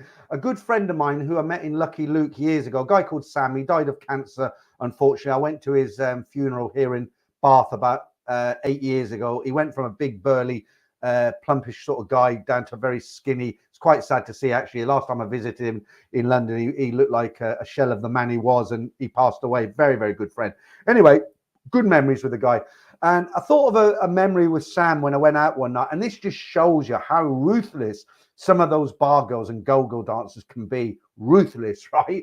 And this is a true story, guys. So, you know, when you go out into the bars, you play about with the girls. You sometimes you bullshit them, they bullshit you. You tell them stories. You know, you get a smile on their. If you can make them laugh, if you can make a Thai girl laugh, you're 90% there, right? And, you know, sometimes you're going to a bar and you have fun with them. And I used to do the same. I'd bullshit, you know. So anyway, I was with Sam one night and we decided to head out to Pat Pong. And this was in the days when Pat Pong was still buzzing. It was on a par with Nana Plaza. It hadn't quite died a death as it has now, sort of thing. It's a shell of what it was. It's still one or two good bars. The Pink Panther's a very good bar. But, you know, this was still when it was happening. And when you walk down Pat Pong 1, you had the King's Bar. So you had King's Castle 1. Then there was another couple of bars, and you had King's Castle 2. And those bars are very narrow and long, but they're always packed, and they always had a lot of girls on stage, you know, 20-ish sort of thing. They weren't the oldest girls, you know, in these bars. They were quite beautiful young girls, you know, legal age, of course. And so what had happened, as I've said to you before, and if you're an old hand in Thailand, you know how it works. Say there's 50 girls, 25 will be on stage, 25 are on the floor, mixing with punters, mixing with customers, and you know they'll come and sit down when you buy them a drink. So they're making the money on I don't know why my hands up here. They make money on ladies' drinks, and it's their opportunity to sell their wares. You know, go out with them and all that sort of thing. And then the Mama-san shouts all change, and of course those 25 girls with the guys go and dance, and the other 25 girls come down. Anyway, me and Sam are sitting on the right next to the stage, so it's kind of long stage. So we're at the narrowest point. So if you imagine the stage went like that, maybe there was probably 7 or 8 seats this way, and it was round at where me and Sam were, probably 3 or 4 chairs. That's all. And I was sitting there looking up, dancing, and Sam was here to my left. So I'm here, Sam's to my left, and this very pretty young go-go dancer comes off the stage, walks round, surveys the room, sees me and Sam sitting there. She comes up to me, because Sam was about 10 years older than me at the time, and she's standing next to me, and she does it, you know, the normal, hello, what's your name? Hand stuck out. I shook my hand, you know, hello, what's your name? And I always say my name's David when I'm in the bars, you know. So I said, oh, I'm David. Oh, couldn't David, welcome, and all this. And so, you know, the conversation goes, how long you stay, you on holiday, blah, blah, blah. So I thought I'd have some fun with her. I said, no, I come to Thailand many, many times. Oh, what you do? You working? I said, yeah, working. What's your, you know, what do you, I won't do the Thai talk, but she's basically saying, what do you do for a living? And I said, oh, you know, and I did the actions like a pilot does, you know, like I said, oh, you know, all customer I bring to Thailand, you know, in the plane. And she's like, oh, you fly big airboat? I said, yeah. British Airways, you know, you're just having a laugh, as it were. And you can see her eyes are getting bigger and bigger, you know, she's thinking pilot, big bucks, you know. And so she's there, and she's near enough rubbing herself next to me, sort of standing really close to me, touching me actually. And I'm there with the stick saying, yeah, I fly, and all the, you know, have waitress on. And I got it through to that I was a pilot on a 747 or something. And she was like, eyeballs were like this. And this is the ruthless part, okay? So then she stood there when that had all finished, you know, she thought she'd caught the golden goose. So she points to Sam, my friend. She says, your friend, what he do? And I said, oh, him, captain. And she understood, right? And immediately she dropped me like a brick, completely ignored me, walked around behind me, went to the other side of Sam, hello, what's your name? Now that is ruthless, and that is a true story, guys. Okay, right. I'll try and think of another one for next week because guys like to hear those stories. Right. Okay, it's 10 p.m. Do you know where your wife is? That's his username. That's not my question. Damien, maybe that hair muff dude can contribute some. Okay, I don't know what that's about. Mike says Airbus 380. Yeah, anything like that, you know, captain. But as soon as she knew, you know, I'm telling her I'm a pilot. She's like, oh, I've got this guy, a lot of money. And then all of a sudden, I'm saying he's the captain. He's the big boy. He's the number one. I'm out. He's in. You know what I mean? Only in Thailand. Right. Let's have a look. Donald Trump. Is Apple a Bangkok or a Pattaya taxi driver, Peter? She's very much a Bangkok girl, Donald Trump, but she goes anywhere. You seen the video I made, didn't you? I made a video called The Worst Thing About Thailand. No, The Worst Thing About Leaving Thailand. That's it. And I was sat in the front seat with Apple and I was interviewing Apple and I was like, how are you, Apple? And we had our masks on and everything. You can go and have a look at that. But she's a very nice girl, but she's Bangkok based, but she'll go wherever you want. But the great thing about Apple is she's you don't get any bullshit from her. You know, when you get picked up by regular taxi drivers, oh, you have to pay toll and, oh, where you come from, what football team you like, you have wife in your country, you like Tigo, you know, same old. And I get fed up of it. It doesn't make me angry, but with Apple, I don't have to think about it. You know, it's like, hi, Apple, how you doing? She gives me a hug and away we go. Right. I don't know if she gives everybody a hug, but guys, she's not, you know, she doesn't play Connect 4. So, you know, if you want a good taxi driver regular, don't do anything silly. You know what I mean? You can try your luck, but not in that way. Right. Terry Delph. Sorry, Peter, late getting here. You're all right, Terry. We've got the Ladyboy competition to go yet. We'll bring that up in about half an hour. Okay. Mark Hanley's in there somewhere. Say hi to him. Okay. Mark says, Mingers in the background, Leroy. Okay, let's change them. I thought they were quite nice. Sheila liked the one. No, this one. Let's put up an old favorite of mine for a change. I'm going to be selfish here. Let's put up the vampire girl. That's the vampire girl there, my favorite.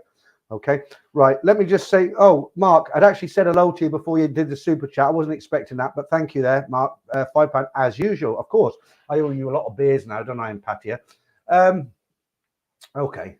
They can't, this thing is, when you get a group of 4 or 5 girls, they can't all be sort of ones, can they? You're going to get a few 3s and 4s mixed in. Alexander the Great, those nails could poke your eyes out. Oh, absolutely, yeah. Right, I'm going backwards on the comments now because I wanted to get some of the newer ones. Ron Kelly, 300 baht. Neil, Peter was in Pattaya too. Peter, you were in Pattaya 2 weeks ago, Neil. I'm sure you had a good time, didn't you? We'll ask Rob. Rob's on Sunday, the London cabbie. I'll ask him. We'll just say, what was it like when you were there? Because he came back just a couple of months ago. Probably a lot busier now than when he was there. Might be 8134 going to Pattaya in December. Okay, that's high season. So I hope you've got your hotel booked because that's when they put all the prices up. But it's a nice time to be in Thailand because the weather is a lot cooler. When I was there last December, 28 degrees as opposed to 38 degrees. Right, Mark Hanley, just in watching Platoon, Tom Berenger was a proper wrong in that movie. Yeah, I watched a good movie last night. It's one I haven't watched for a long time. I think I've seen it twice now, 3 times. Let me just sort this out. I actually watched Silence of the Lambs last night with, God, it's that time of night, isn't it? Do you remember Silence of the Lambs with Anthony Hopkins? Very, very good movie. And the problem with them sort of movies is when it comes, it's an old film now. It's about 30 years old. And when it came out, of course, it was a fantastic film. And you watch it and you think, yeah, that was a great movie. And then you watch the follow-on and films like Red Dragon, which had a similar theme. You know, and then you kind of forget about them. But you go back and look at it 30 years after you originally watched it. I watched it last night. Very, very good movie. Very psychological. You know, Jodie Foster, fantastic. Agent Starlin, great storyline. You know, that nutcase with the skin suit, brilliant. I at the moment, what I'm doing, because I've got a few free movie kind of apps on my TV, naughty ones. You know what I mean? I shouldn't really have them, but I've been watching a lot of sort of 70s, 80s, and 90s movies, which I'd watched maybe 30, 40 years ago. Some of them are great. I watched the other night. I watched Fletch. Do you remember Fletch? The guy did all the disguises, The Invisible Man. Do you remember that? Dragnet. Brilliant film. Brilliant. Right, that's just me. I'm a saddle though. Right. Let's have a look. Who else we got in? Right, Marky Mark says, here's a tip. Philippine women always have darker skin than Thais. Yeah, but the Filipinos speak very, very good English, Mark. That is a bonus, isn't it? I have been to the Philippines, but it was a long, long time ago. Let's have a look. Right, yeah, we'll keep that for a while. Right. That's a weird one. Real space hobo. Let's talk about mortality. Well, that's something none of us are going to have, isn't it? It's a shame. It'd be great, but the world would be overpopulated. Terry Dale says 35 days and counting. Yeah, I've got about what have I got? 40, about 17, 18 days, Terry. I don't want to tell you exactly when I'm going, just in case I've upset some guy who's married a bar girl, and you know, sometimes I get messages like that. Some nutter waiting for me at the airport. Paul Nova, yes, I have the last time I was there in Thailand. Solar Life Portugal, Alien and Aliens are great. Shout out, says it's Predator. Just do a quick shout out to Noel up in Birmingham, the blind man. I do it every week. I know you probably think, blimey, he's saying it again, but he can't watch the channel. He only hears it, and he gets a kick out of hearing his name called out. So good evening, Noel. I hope you're enjoying the stream today. John Hobson, 2 weeks tonight, I'll be on my way. Yeah, look. A lot of people going out October, November, December. A lot of people, you know, I've noticed on a lot of streams now, they have lesser numbers. Even me, you know, we've got a good crowd in tonight, but it's a bit less than normal. But I think that's because people are actually packing now. You know, they're really getting ready. Right, Terry says to buy is a free movie channel online. I tell you a very good movie channel, and it's free. It's called Streamio. You can download that onto your TV. Basically, you go onto YouTube, how to download Streamer, because there's different versions of it, you know, for Android. For I use an Amazon Fire Stick, so you can download it. There's another one called Cinema. I watched Elvis, you know, the new Elvis movie that's out at the cinema. I watched that last week. Good movie. Luxury vegan travel. Good evening all. 47 days to go on my trip to get off the plane and go straight into my favorite bar. Yeah, absolutely. There was a guy, he doesn't, well, I've kind of blocked him now because he had a go at me on somebody else's channel. But there was a guy, let me just say thank you to Kevin. But I don't want to forget, what did he call himself, that guy? Oh, that's it. Because I always forget, and somebody told me to write it down. Right, that's it. I won't forget now. Right, let me put that up. Kevin Sutherland, $20. Thank you. Thank you very much, Kevin. That's going towards the Thailand pot now. I've got my GoPro that you all contributed to. Just bought myself two new batteries this week, £30. So we'll have plenty of power. Nice little sexy case there. Look to carry it there. Lipstick on one side and camera in the back. Right, okay, where were we? Yeah, there was a guy, he used to come into the stream a lot, into my stream, but I watched somebody else's stream, and he started slagging me off. He was like, oh, Thailand bound, all he talks about is go-go bars and girls and mongering. You know, he's an absolute whatever he said. And the guy was giving me super chats on here. You know, he's coming in and leaving comments and, you know, giving me the odd super chat. And, you know, I don't know, maybe he thought I wasn't going to see on that channel. But one of the things he said, do you remember when I went in December, you know, so I had to go for the quarantine. So when I landed, I went to hospital, got the thing up my nose. Then I had to go to the hotel and I had to stay there until I got the all clear. And then as soon as I was released, it was like, yeah, I'm in Thailand. What did I do? I got on the back of a bike. I went down to Soi 4 into Stumble at 6 p.m. when they released me from my hotel prison room, bought a beer. And you see me in the camera smiling as that beautiful waitress brings me a cold beer. And I'm sitting there thinking, yeah, it's worth it. And this guy who I've now, I don't see him anymore. He actually wrote, he says, yeah, Peter's a real weirdo. When he was released from his hotel quarantine, he went straight to Stumble Inn and he had a cold beer. And I thought, yeah, well, I'm a weirdo then, because that's what I did do. Yeah, you know, just can't understand some people. Really weird. I won't mention his username, but he won't be watching anyway. Yeah, the Wutong Life says, I'm in Phuket now on Bangla Road. I think you're going to say it's quiet, because I spoke to some people who are in Phuket at the moment, not spoke with them, but they messaged me and they said it was quiet. But the problem is I get some people say, oh, it's really dead. Like the guy wrote to me, said, oh, Pattaya is dead. But then Damien said, you know, when you go around Tree Town, that sort of area, you can't get a seat in a bar because it is so packed. So I suppose it depends where you're going. Steve Ellsbury says, hello, Peter. I'm here live, listening, normally listening again, but now on holiday for a week, last week in Spain. But obviously last week cancelled. Sundays, very good. Thanks, Steve. Good to have you in. And most guys respected the fact that I wanted to respect the Queen. That's why I didn't do the stream. However, saying that, some people did have a go at me and said, how can you stop the stream for the Queen? Weird. Yeah, see a lot of people going now. Look, John Hobson. Booked in April. Time is getting near now. Friend said a lot of rain there. Don't worry about it. October, it'll ease off, and definitely by November. It's been a bad one this year. Mike says, Peter, I don't think high season will be that big this year. No, probably not. I think with inflation and gas crisis hitting Europe, it won't be like before. And yes, I have my condo booked for December. Yeah, you're right. Not everybody has got such a flexible income, have they? You know, there's guys who are on pensions and they do it on the cheap. No doubt about it. We are having a dreadful time at the moment. I was watching the news tonight and they're talking about going into a recession that we won't get out of until the end of next year. They're talking about interest rates continuing to rise. You know, people are absolutely crapping themselves over what their gas and electricity bill will be in the winter. So you're right. But saying that, Thailand has had 5 million visitors this year so far, and they haven't even hit high season. What I don't like about it is the Thais have got a funny mentality. If you get a bar in Europe or somewhere like that, or some kind of a business, and business has been bad, what they tend to do is do promotions, 2 for 1, happy hours.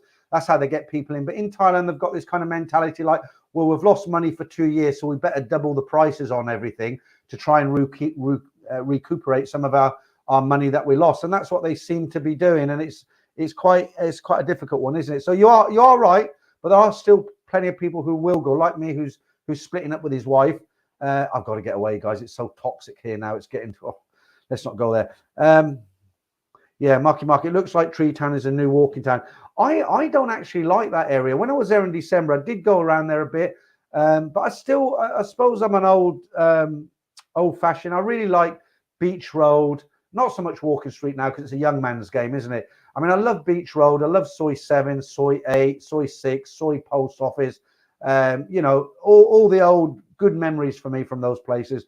I can't really take to LK Metro and Tree Town. It's just, for me, it's like Benidorm. Honestly, I know it's people will swear by it, but it's like Blackpool, Benidorm. It's just like, it's like I almost want to wear a Kiss Me Quick hat. It doesn't do. I'm not slagging it off. I mean, it's a good place for a lot of people, but it's just, maybe it's my age. It just doesn't do it. Like Carlson Road. I can't stand Carlson Road. I used to have a good time on Carlson Road 30 years ago, but now, last time I was there, I couldn't stand it. It was so loud, it actually gave me a headache. David said, hey, Peter, I would recommend the Grand China Hotel in Chinatown, 3 restaurants, gyms, and a swimming pool on the roof. I think I know that one, David. That's Sampeng, isn't it? Chinatown is Sampeng. And if it's a hotel, what's it called? The Grand... Yeah, it is.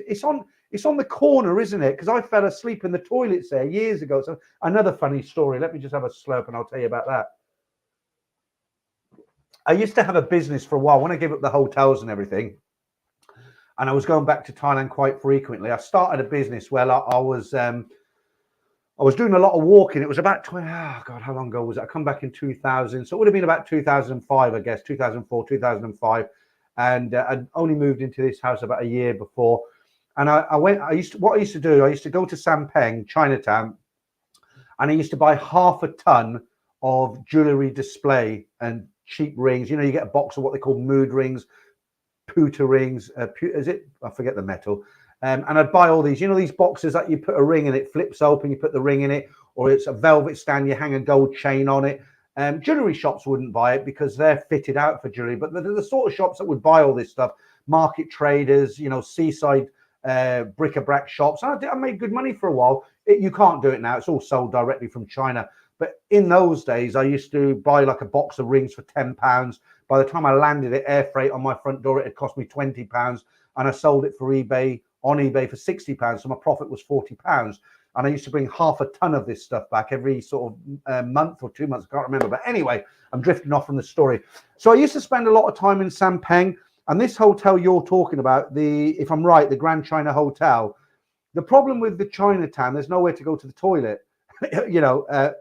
It's just lots and lots of stalls, shops. Well, they're not stalls, they're proper shops, and there is stalls, but it's very difficult to find a nice, clean Western toilet, if you know what I mean.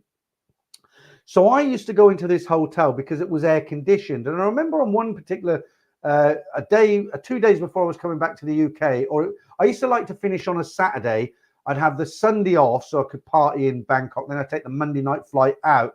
And on this particular trip, I had to go to Sampeng really. Normally I'd have a late breakfast. I'd get to Sampeng about 1 o'clock in the afternoon, stay there till about 4 or 5.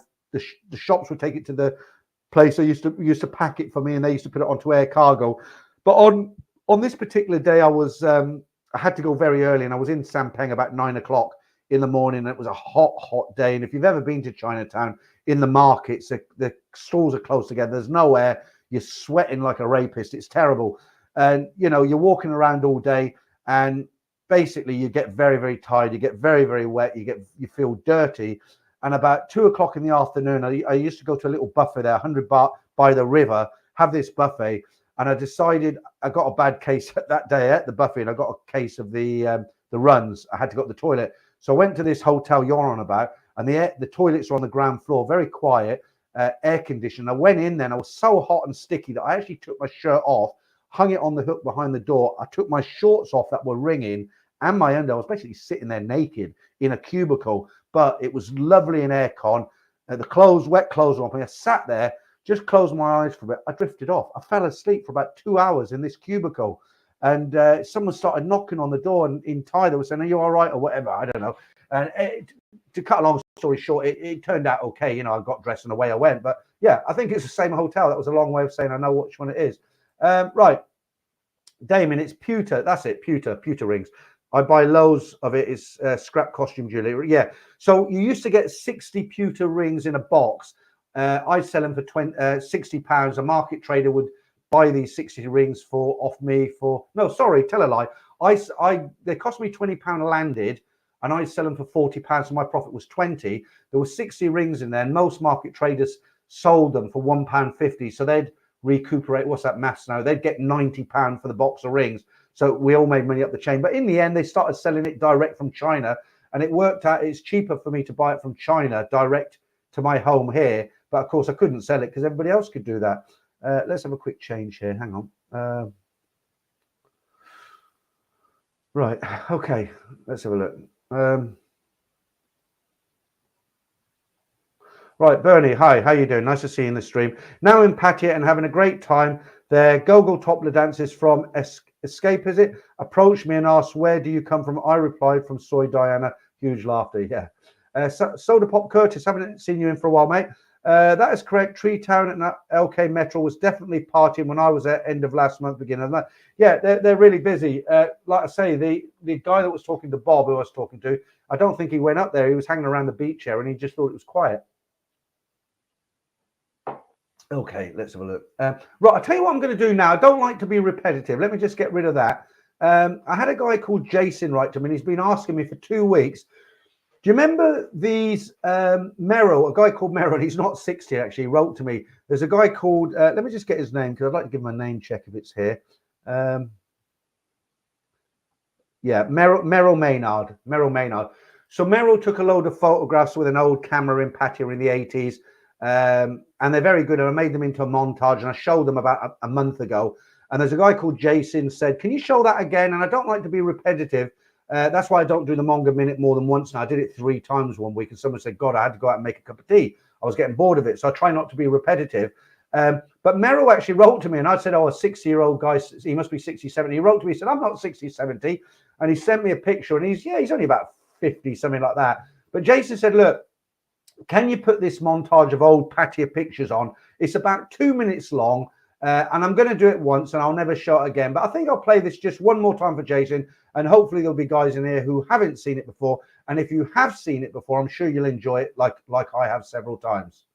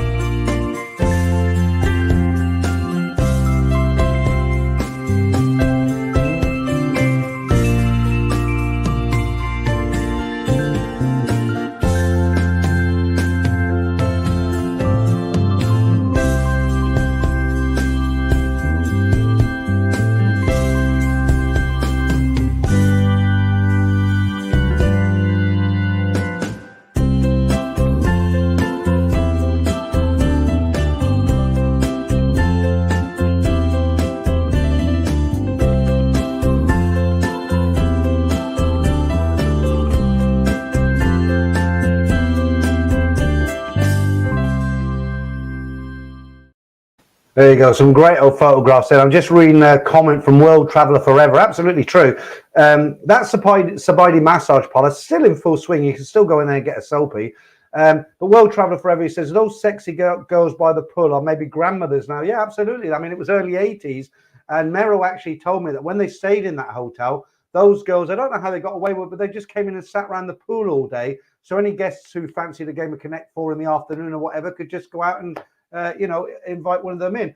I'll tell you what I'm going to do right now, guys, because we've been going 1 hour, 40 minutes. We've still got the Ladyboy competition. I've noticed more people come in later. I might have to go back to 9 o'clock because when I start at 8, I notice the closer to 10 we get, the more people come in. But what I'm going to have to do, because I start quite early now, we've been going for 1 hour, 40 minutes. I'm going to have to go and water them daisies, guys. They don't really need it because we've had a bit of rainfall, but I need it. So let me just put this up for a minute.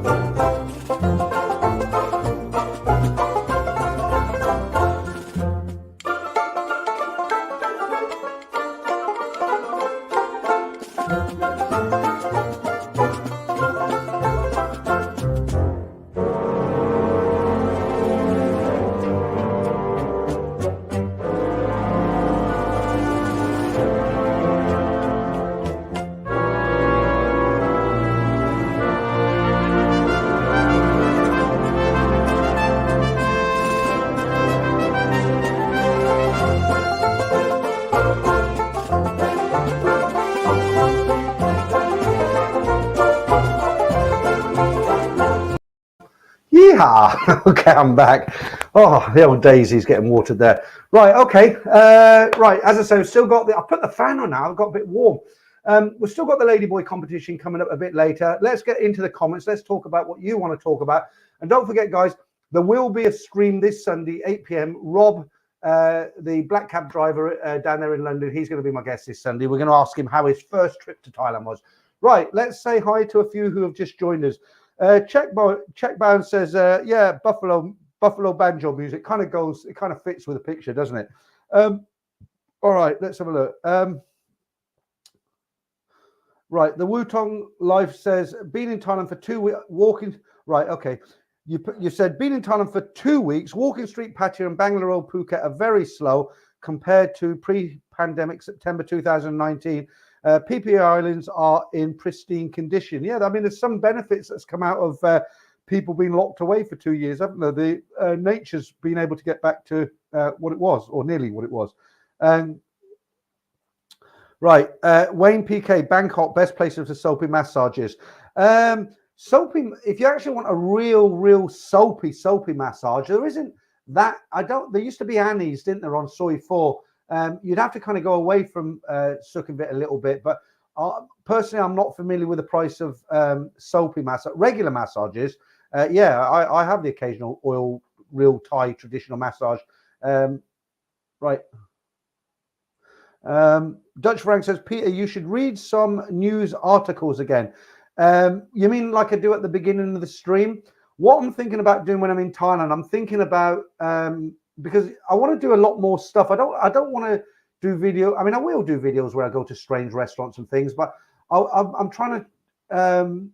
I wouldn't mind doing a news day like once a week, just doing like a kind of roundup of the news, what's going on in Thailand. And when I say a roundup of the news, I'm not talking about the serious stuff that all the news channels. I'm talking about stuff that would interest us. Those stories like I can't think of anything now. Let's have a look what I was looking at earlier. Yeah, like Thailand has opened applications for new long-term visas for foreigners, because that doesn't have to be like the late, you can tell that story about 2-3 days later, can't you? But you should read some news articles again. Yeah, I mean, I like to do that. There isn't much news about at the moment, Dutch Fran, because what I do on a day of a stream, I put up a lot of preparation into the Friday stream. I spend a few hours going through all the websites like the Tiger, the Bangkok Post, the Examiner, the Pattaya News, and I go through everything. And anything that's kind of interesting that might interest you guys, I'll read it out. But honestly speaking, there isn't that much about to sort of tell. And when I do that, I like to do it at the beginning of the stream and say, and then later as we get on, have a few beers and have a bit of fun. I quite like the Sunday streams at the moment because they're more casual, aren't they? And I can kind of relax a lot more. But this is good as well. Damon says, Pattaya Soy 3 honey massage is tip-top soapy. Yeah, I think he was asking about Bangkok, Damon. But I'll maybe check that one out myself. Market research, of course. You've got to do it, haven't you? Paul Lewis. Hi, Mark. Mark, who I'd take any of those 4 ladies behind you. What about, oh, maybe not that one, right? Okay, my friend keeps nagging me to go to Thailand, but I'm not sure. Can you advise? Also love the channel. Kind regards, Paul. Can I advise what? Should you go to Thailand? Well, if you can afford it, yeah. I mean, it's not cheap. Don't watch any YouTube videos where guys say, I lived in Thailand for 500 baht a month and had a whale of a time. Total bullshit. Yeah, I mean, if you can afford to do it, do it. How much would you need? Let's just say you wanted to play Connect 4 twice a week. You could do it on £3,000 easily, $4,000, maybe less. Right. Mark Hanley says, Peter, could you do one about the Thai stock exchange? Mark, I'm going to put my hand up. There's a lot of things I can do videos about, but the Thai stock exchange, it's not what I do, honestly. I couldn't get into it. You know what I mean? It's not something that would excite me to make a video about. There's a lot of more cleverer people out there who do videos like that. And I'm sure there's a lot on YouTube already, but it's not really me. Yeah, Nick has said, when you go to Thailand, you can do food reviews. I'll add some content. Yeah, I don't want to do, I will do some, but there's a lot of people doing that. What I want to do with the channel is I want to keep doing what I'm doing now. I want to keep the stories going, but I might shorten them to 15 minutes because they do take a lot of work. I want to keep the stream going. I'm going to try my best to try and still do this. I might change the stream to 10 p.m. when I'm out there because in October, I'll be 7 hours ahead. So if I start at 10 o'clock your time, our time, UK time, what's that? 8, 9, 10, 11, 12, 1. No, that's 2 o'clock in the morning, isn't it then? Hang on, 10. Is it? Or is it the other way around? Yeah, they're 7 hours ahead, aren't they? So 10 o'clock England would be 11, 12, 1, 2, 3, 4, 5. And yeah, it'd be 5 o'clock in the morning. So I'll do that. I did it last time. I set the clock for 4 a.m., have a cup of coffee, then I can do a stream. But the food reviews and things, yeah, Nick, I will do some, but I don't want to do what everybody else does. You know, I don't want to be just a food review channel. I want to do a bit of everything. And of course, food has to be interesting, doesn't it? I mean, I'm not going to go into McDonald's and say, hey, I've got the new cheeseburger today, 99 baht, and look what you got. Right, Big Tinge, thanks for that, mate. 2 weeks to go, mate. Have you finished packing? I haven't started yet. I've done a lot of groundwork, but what I do is a week before I go, you know, I go out and do all my bits. I always buy 10 miniature bottles of whiskey, 5 for the way out there, 5. No, I'm joking. Right, Thailand fan. Peter, you still do stuff other YouTubers do. We watch because it's you, not them. Yeah, I mean, that's a good point. Thanks for that as well. I take that as a compliment. Somebody else mentioned that. When I went out there in December, I did a stream and I said, look, guys, I'm not going to do any videos in Pattaya because there's so many YouTubers in Pattaya making videos that I don't think I can bring anything new to the table. And I said, it'll just be repetitive of what they do. There's no need to do it. And a few people wrote to me and say, yeah, they do it, but you haven't done it. And we're watching your channel. So I did it. And those videos, actually, they did go down quite well. MZG, when in Thailand bound, going to Thailand? 2 weeks, mate. I'll be there in 2 weeks, just over. Was last there in December. Right, Steve Ellsbury. Thai baht is proper low today, all linked to the US. Thai hit. Well, let me just put them up. The US dollar is doing particularly well. Now, let me just tell you something. I was talking to Bob Gier today, and what he said was, although this says it's 42 baht for the pound, I think it was 42. I have to wait for it to come round again. If you go to any of the change booths, look, before we get into this, I know at the airport you can go down to Super Rich and get the best rate. I know all that already. But I'm just saying, if you happen to go out and you want to change £100, £200, and you're in Nana somewhere, you know they have the change booth outside Nana Plaza. They'll give you about 41. If you want a better rate, the best rate is the Arab Quarter across the road. There's a change booth there. She's always giving the best rate. Bob was getting 42 point something. You won't get that anywhere else, not from regular change booths. You know, the one at Nana, like I say, 41. Another one somewhere else, maybe Mabu Kong, you're talking like maybe 40 baht and a few satang. The one in the Arab Quarter, when I say the Arab Quarter, you know where the police box is, Sukhumvit, cross over the zebra crossing, and you've got the kind of where the Arab quarter is there, and there's a change booth down there, and she'll do your 42. That's where I'm going to go when I get there. But there's the latest today, the exchange rates. Okay. Right, Javier says, what about a video collaboration with Eddie, or even a live stream together from Thailand? Yeah, I mean, if he wants to do it, but I honestly don't think he wants to do it. You know, I mean, he does. I've seen him on other people's live streams. He has done some with me. I tend to do all the chasing and asking, and I don't think I'm going to do it anymore. If he wants to do one with me, then he's more than welcome. I like him. I like doing streams with him, but you know, it's always me doing the asking, and I just don't want to do it anymore. Right, let me get this ticker off. Right. Yeah, I have eaten there, Damon. Remember to check out Charlie's Kitchen in Soy 4. It wasn't bad food. I found it a little bit expensive, though, Damon, to be honest with you, for what it was. If you don't know Charlie's Kitchen, it's a little place. As you're looking at Nana, it's on the right. It's got chrome letters, Charlie's Kitchen, little restaurant. Not bad food. It's not overly expensive, but I thought it was quite expensive for what it was. But then again, it's next to Nana Plaza, so what can you expect? Mike B says, the US dollar is getting stronger, or other currencies are getting weaker, but the net effect is the same. Yeah, the US dollar is, I think, I can't remember what it was there, 36 or 37. It's doing very well, 34 maybe. Okay, yeah, Mazza. Hey, Peter, was that weirdo you were talking about called Siam I Am or something similar? I could never work that fella out and often thought you had a lot of patience with him and his comments. Yeah, it was him, and I did have a lot of patience with him. And what it was, he used to come into the stream, and I appreciate anybody who watches my channel and leaves comments. And sometimes guys, when they've had a lot to drink, like myself, you know, you might start off being sensible. 2 hours goes by on the stream, you've had a few beers, whiskeys, whatever, and people start getting a little bit lippy. And sometimes I'll see the odd comment and I'll think, you know, he's getting a little bit over that. He's sailing close to the wind now. But I try my best not to ban people because I know it's not really them. But this guy you're talking about, yeah, I mean, all his comments were kind of really sarcastic in a not way. It's really hard to describe his comments because they were sarcastic, but in a very kind of clever way. And you'd read it and you think, is this a troll or is he okay?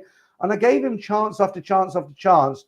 And he actually did give me a couple of super chats. And I thought, well, it can't be that bad because he's super chatting me. And he went on to, I'll tell you where it was. He went on to Bangkok Pat's channel. And, you know, Bangkok Pat's got a very straight channel. You know, I know him. He's a friend of mine, Bangkok Pat.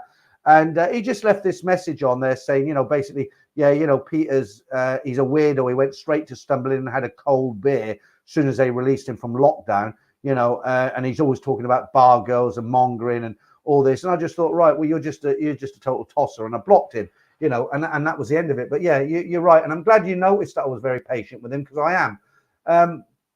Right, it's 10 p.m. Do you know where you're that's a funny name. Peter, which Pacific plan did you select? Standard, Premium, Maximum, Ultra, Platinum? I can't remember, but it was one of the, I think it was the upper level one. It wasn't a standard because on the standard, you only get 5,500 baht per day for the room. And that might seem like a lot to cover, but it depend on what hospital you go in. It cannot be enough. I went for a higher rate of insurance, but I cut out the, what do you call it, outpatients. I don't have outpatients. I'll pay for that myself. And also I would pay quite a high, I pay about £2,000. If I had a big operation that cost 300,000-400,000 baht, I've offered to pay the first 2,000, and that's brought the policy down by about 50%. It's just my personal choice. But it was either the ultimate or the platinum, ultimate platinum. I think it was the ultimate one, the top one.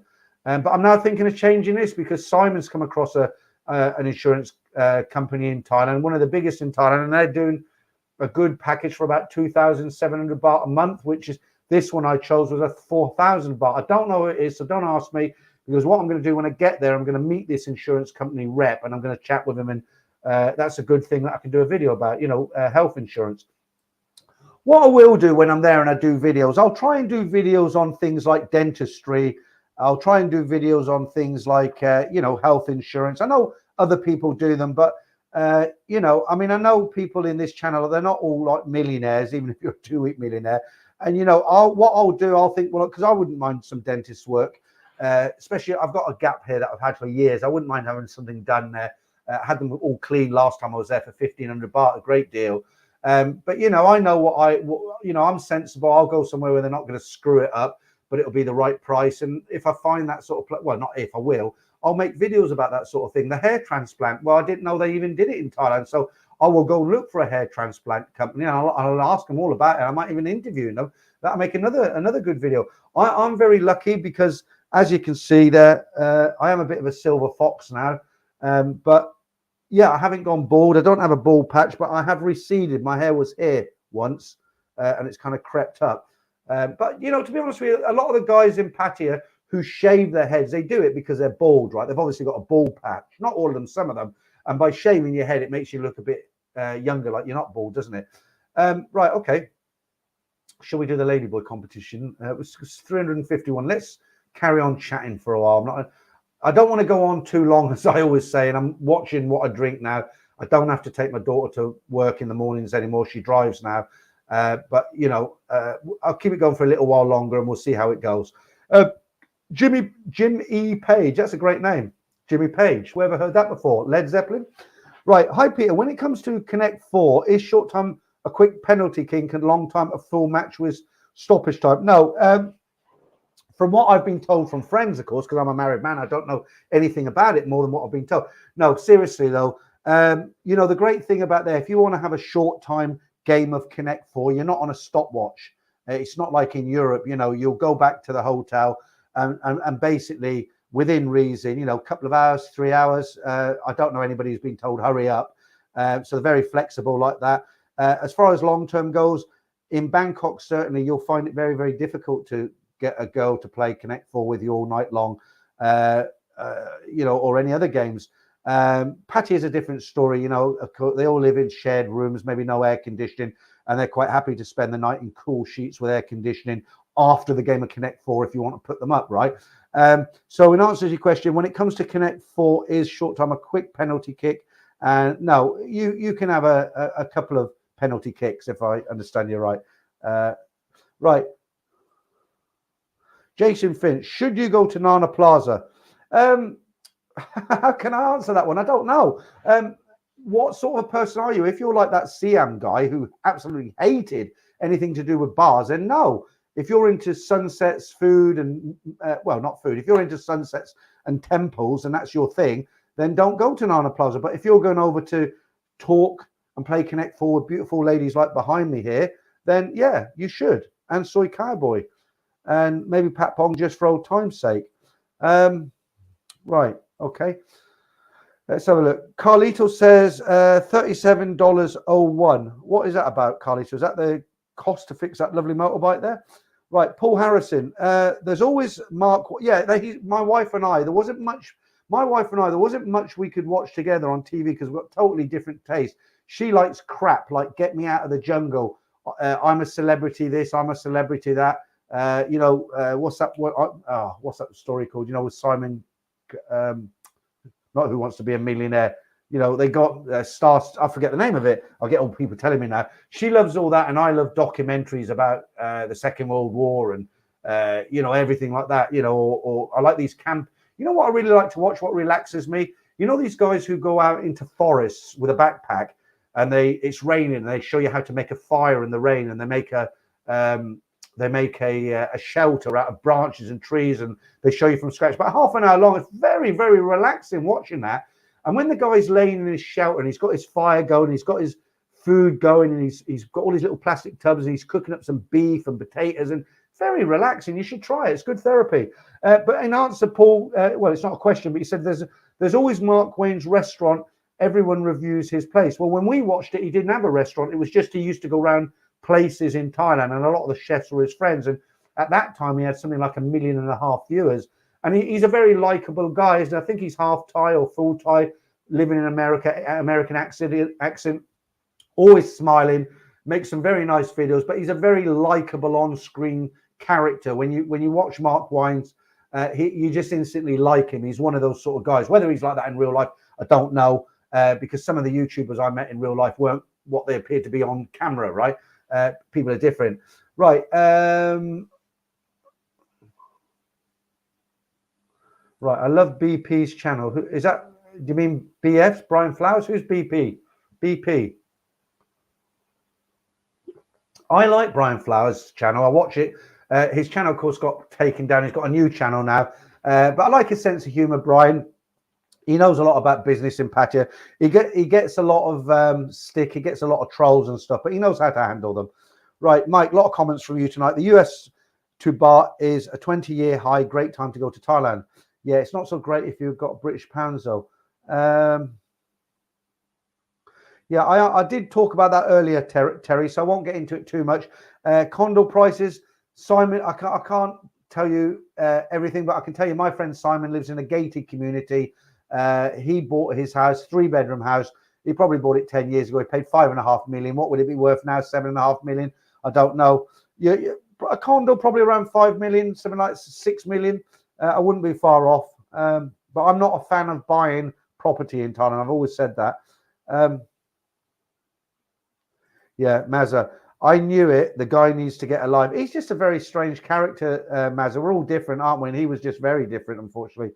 But I don't have him in here anymore. I did work kind of quite hard not to kind of win him over, but I lost the battle, unfortunately, in the end. Damien, I left you a message in the lift, Peter. I hope you find it. Oh, that's very cryptic, Damien. It wasn't like I love you, Peter, or something like that, was it? I'll get worried then. I'm definitely not going to be checking into your room after what you've told me. Right. Let's have a look. What language is that? That's Japanese, isn't it? The username, right? Harry, greetings from yeah, I was right. Harry, greetings from Tokyo. It's Saturday, 5:51, and the start of a 3-day weekend here. I'll be in Koh Samui in Bangkok in November. Already looking forward to some relaxation. Wink, wink. Okay.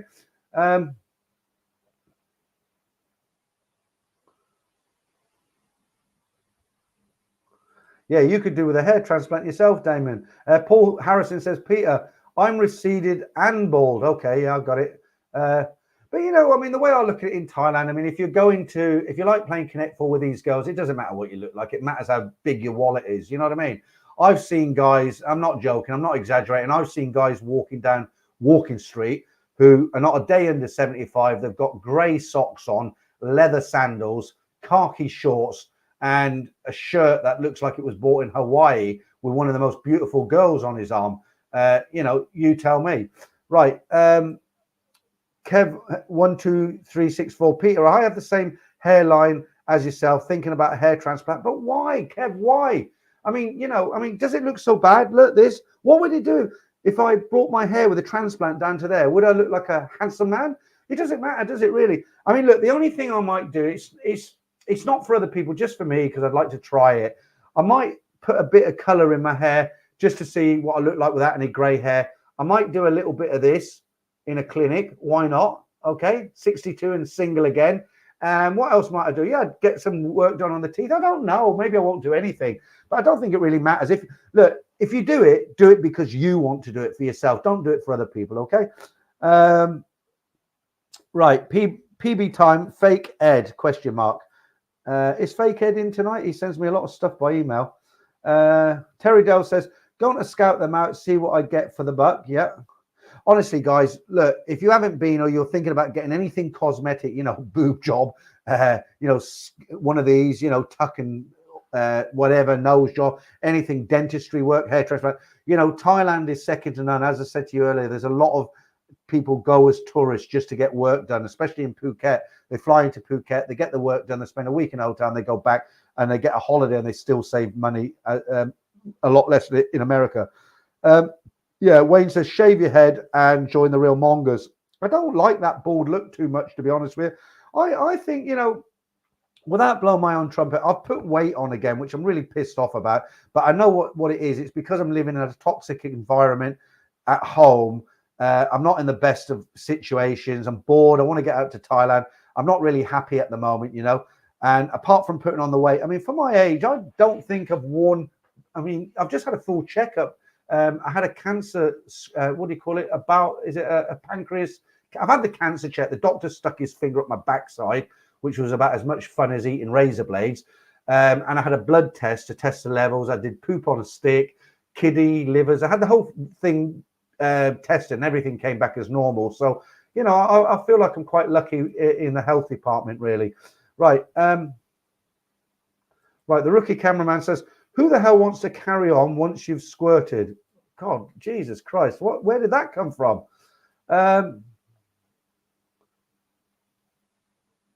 Right. Okay. So, PBJ time. It's me, the real fake Ed Sweeney. Right. So if that's the fake Ed Sweeney, let me just put this up for a second. I keep saying I won't be repetitive, but just to show you that I didn't forget you. I put that up early, and what I'd said. Look at that. Look, you've even got. Christ, you must be an early viewer, because those Thailand-bound T-shirts, we had to go at selling them 3 years ago, and then we took them off. I think Damon bought a sweatshirt and a T-shirt, but do you know, I've not seen them T-shirts before. Wow. And you've got a book as well. Well done. And just to let you know, Ed, all the stuff that you send me, sometimes it's interesting, sometimes not. So sometimes I write back to you, sometimes I don't, but I'm not ignoring you. It's just, you know, I get so many emails. I think you understand I can't answer every single one, right? But thank you anyway. All right. Fake boobs and tattoos do nothing for me. Right, I'll tell you what, talking to cosmetic surgery, Mark, I actually had a lot of tattoos removed in Bangkok about 20 years ago, because when I was young, I grew up in a generation where if you were a lad, you know, you had tattoos. And I had one there, I had one there, I had one there, I had one there. I don't know. You can still see the ink a little bit, but not very much. I had them all removed by laser. I can't remember what it cost, and it wouldn't cost that now.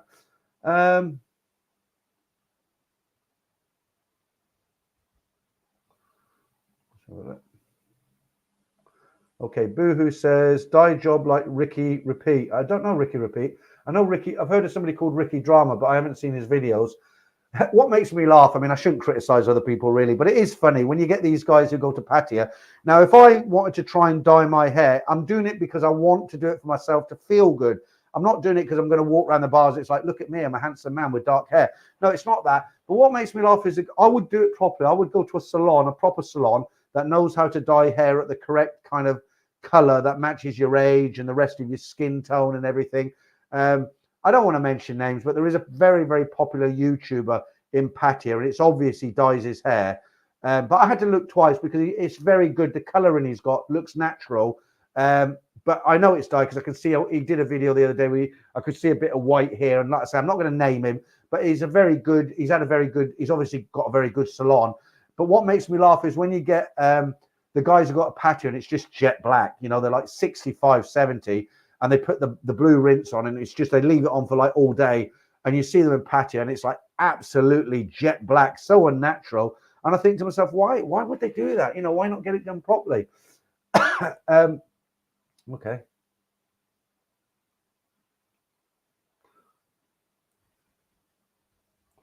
Okay, Mark says, I don't like tattoos either. Yeah, I don't like tattoos on girls. You know, it's very trendy in Thailand now for girls to have tattoos. And even my daughters have got a couple of tattoos. They're not, you know, they've got them in very discreet places. But I just hate tattoos on girls. I just don't think they look nice. I'll tell you what it reminds me of. If I see a girl in a bar or go-go bar in Thailand and she's covered in tattoos, I'd make judgment on her. I think, oh, she's been around for a while. She's done the round. She's had loads of customers over the last few years. She is hardcore. She's covered in tattoos. That's how I judge her. I do, you know, and it's just me. I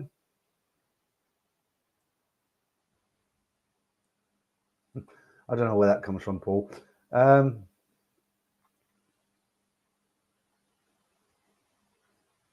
Yeah, I don't know who you're talking about there, Leroy. That fool's going to get whacked. I don't think it's me because I haven't said anything that offensive. I think I know who you might be talking about. Right, let's have a look. Well, who else? Dutch Frank says, have I said hello to you tonight, Dutch Frank? Go with Ladyboy. It looks like you're going to write through. Okay. Yeah, Ken Christopherson says, seeing old guys 75 with black hair, it doesn't work. I suppose it makes them feel better, doesn't it? They give themselves a black, the rinse before they get on the plane, and they feel good. They feel 21 again. But it kind of looks not right, doesn't it?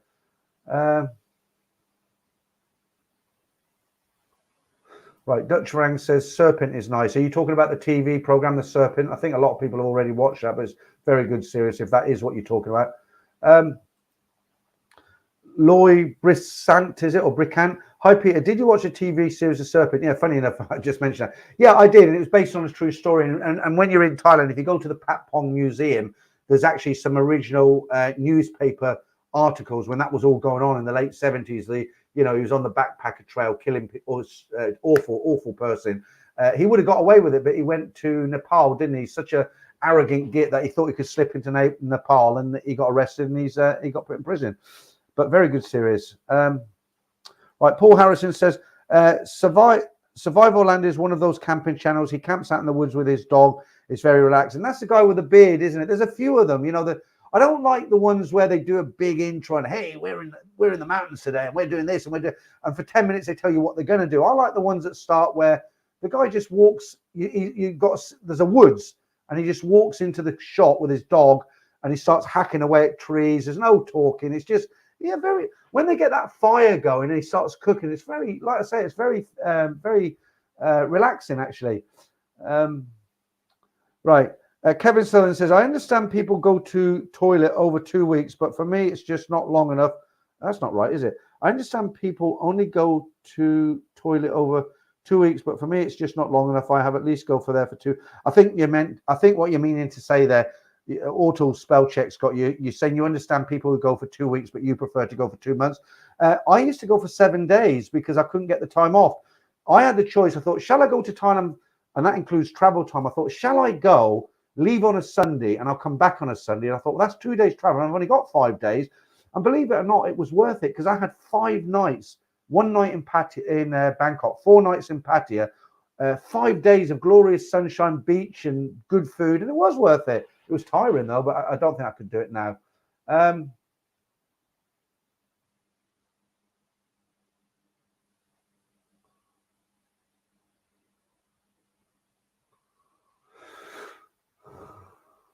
Yeah, okay. Marky Mark says there's an amazing YouTube channel, 2 guys who build houses in the jungle out of sticks and mud. I've seen most of them, Mark. I've probably seen him. Oh, did I miss that? Super chat there.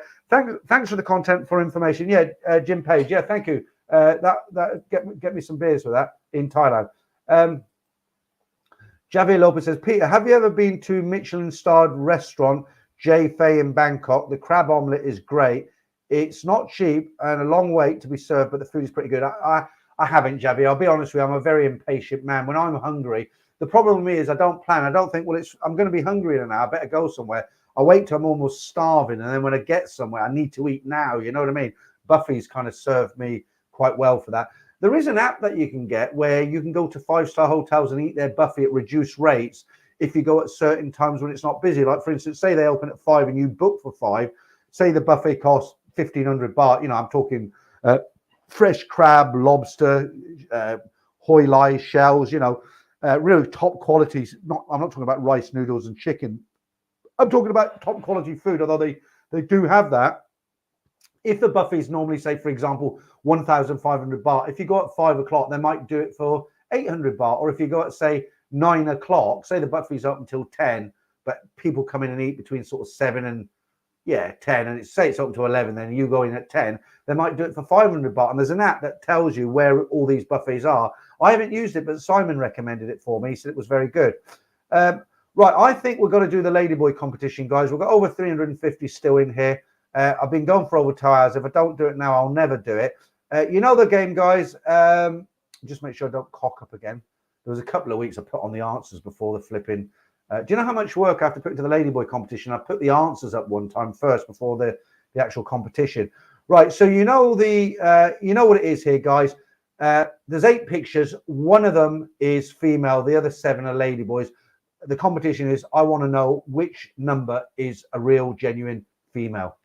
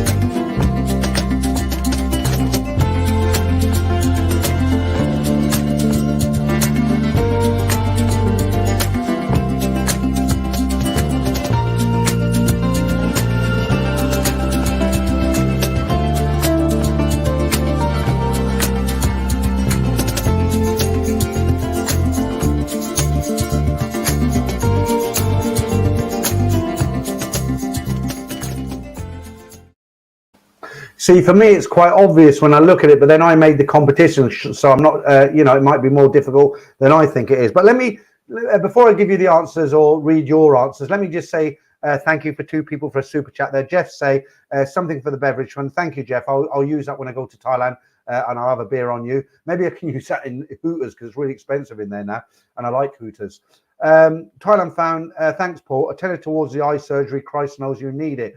Why is that? Is that because of the girls in the background there? Let's have a quick, no, changing a bit, but thanks to you guys for the super chats there. Right, let's see who got the girl.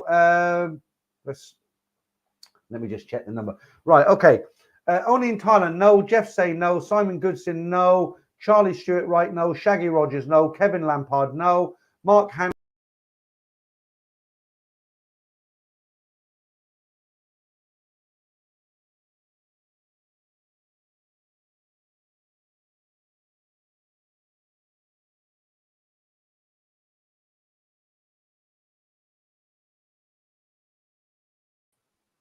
I'm still here, guys. I pressed the wrong button and you disappeared. I'm still here. Right. Where were we? Right. Dr. Inviso, yeah, you got it. Uncle Nene, yes. Kevin Lampard, no. Paul Nova, no. Leroy, no. Just in case you wonder what happened there, guy, I pressed the wrong button. That's why I disappeared. Walk ATM, yes, you got it. Well done. PBJ time, no. Darcy, question mark. Alan Potter, yes, you got it. Well done. Yeah, we know the stream's down, Mike. It's back up now. Any others? We haven't got not many more people here. Come on, guys, have a go at this. I can't read the name out. Then you put number 3. No, that's wrong. Charlie Stewart, right? 1. No, that's wrong as well. Okay, not too many answers tonight on this. I don't know if it's because I disappeared. Let me just quickly, before I read the rest of them, give you a chance to have another go. Troy James, $10 drink on me. Peter, thanks for the content. Thanks, Troy. I appreciate that. I'll have a few drinks in Thailand on you. Cheers. World Traveller. Hang on, let me just. Where are we? World Traveller Forever. Yeah, you got it. Well done. Mike B. You got it. Yeah.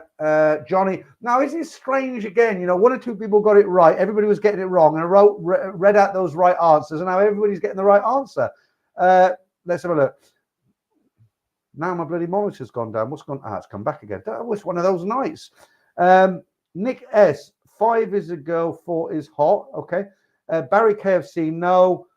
Gear Martin, no. Remember, 7 of them are ladyboys. Only 1 of them is a female, and it's. I want to know which one is a female. Harry, no. Steve, no. David Halpin, no. The rookie cameraman, yes. Jan K, no. Is that it? Is that the last one, Jan K? Okay. Well, let's run the answers. You might be surprised at this. Here we go. I know you told your friend you're not okay, and tell me what's wrong and why you never said you felt that way. And guess you're trying to stay strong and fake a smile until I look away. But I've known you too long, it hurts to watch your blue eyes fade to gray as you fade away. As you fade away.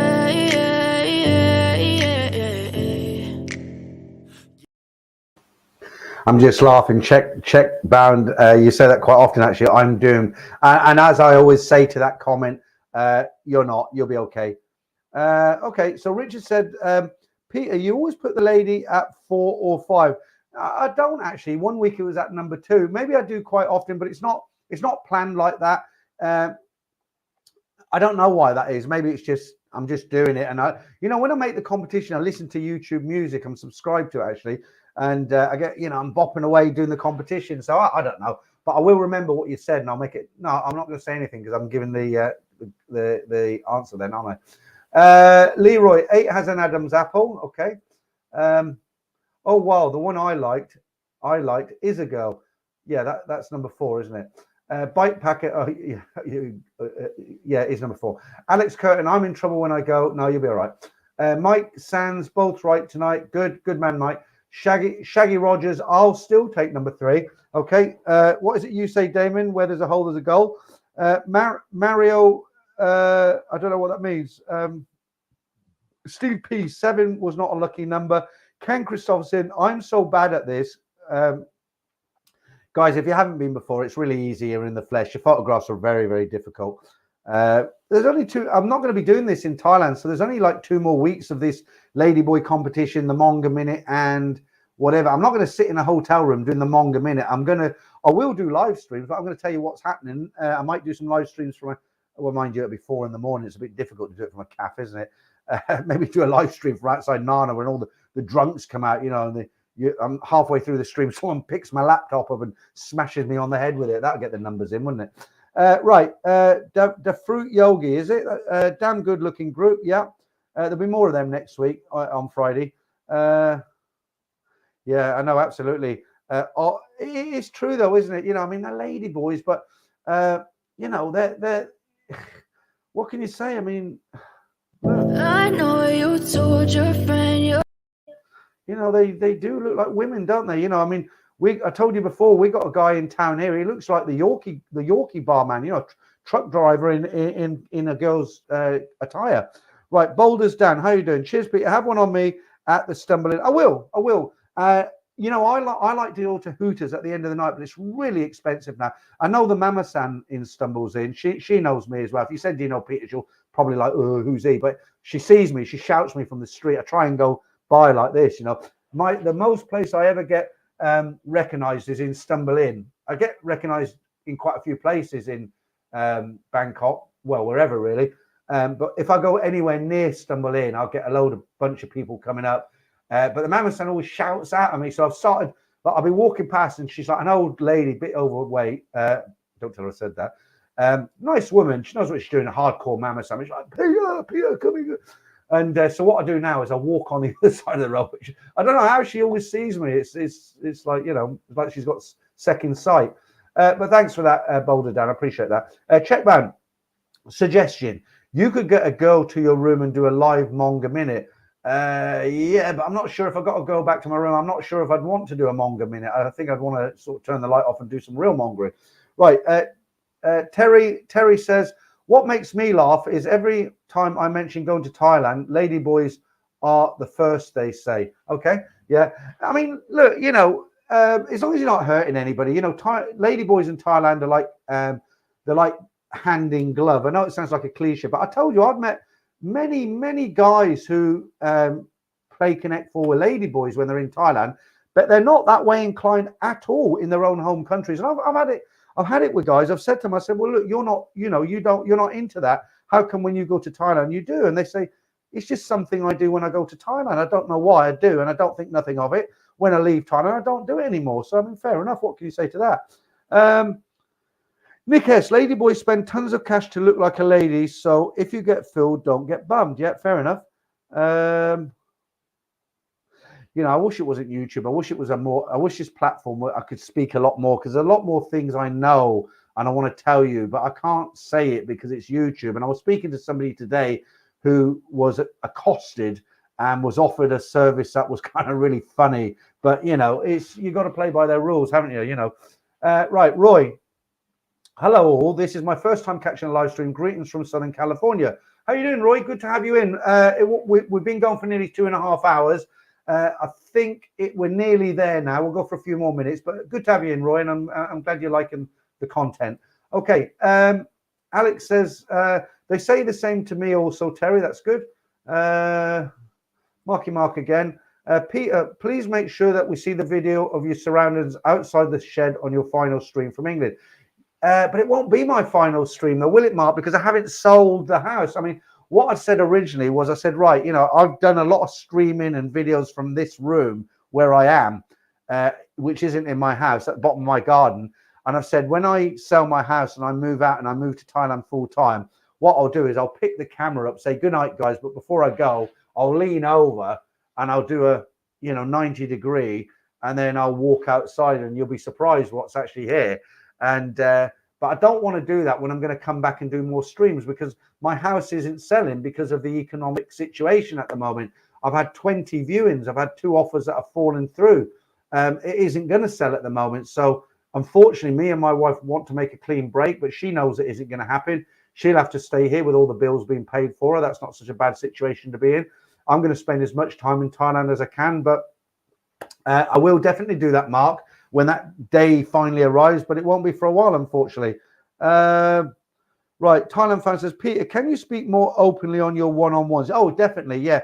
You know, I offer a service now. I'm not really advertising it. I'm just sort of telling what Paul's talking about. He calls himself Thailand fan. Hang on, let me have a bit of my coffee. I do a service now where I do, you know, you see me when I do a stream with somebody like Sheila last week, where there's me and her and we're talking, but all you guys can hear. I do a private stream. So it's a paid service, obviously. I'm not going to do it for nothing, but I charge a very small amount compared to what some people charge. I've seen, I got the idea from someone in Pattaya who does it, but he charges like 6 times more than me. So I've had Angel's Cabal. I had one with him a while ago. I had a 2-hour session with a guy who's going out for the first time. He learned a lot from what I told him. But in answer to your question, yeah, absolutely anything. I'll talk to you about anything. As long as it's legal, you want to know prices, places to go, anything to do with the girls, the entertainment scene. I don't have to hold back whatsoever because it's a private stream that doesn't go on YouTube. I don't even use YouTube's platform.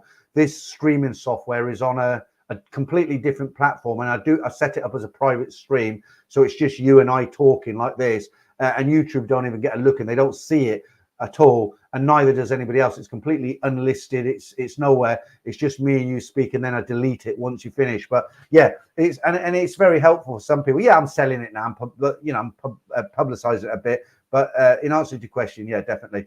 Right, the rookie cameraman, Peter, where is the Thai competition? We've done it. We've just done it. That was, well, guess the Thai lady. That was, we did that about, what we're now, 2 hours, 26 minutes into the stream. I did that an hour. The reason I leave the Ladyboy competition so late is because a lot of people like it, but there's a lot of people who don't like it. And when I used to do the Ladyboy competition in the middle of the stream, I'd see 50 people leave. So I leave it to the end now.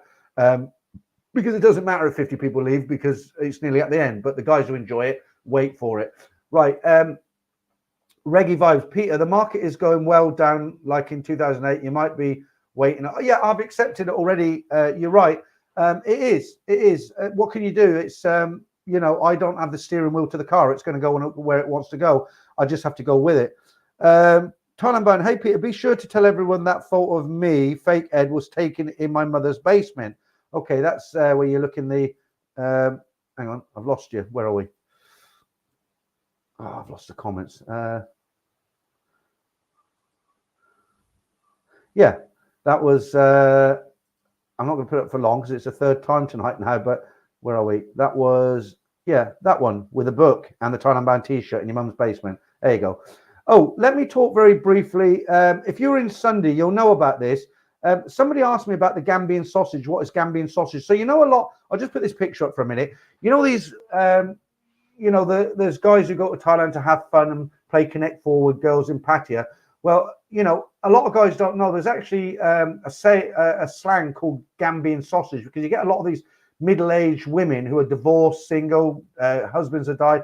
What they do, they go out to all over Africa, actually, but Gambia is a famous place, and the government is trying to, they've said they don't want this sort of tourism. They want to clean it up. But there's a picture there with 4 slides, and you can see all these boys are kind of like in their 20s, early 20s, and most of the women are kind of like 50, 60. So they're no different to anybody else going out. You know, they're the wongers, not the mongers, the wongers, and going out for a bit of the old Gambian sausage there. So there you go.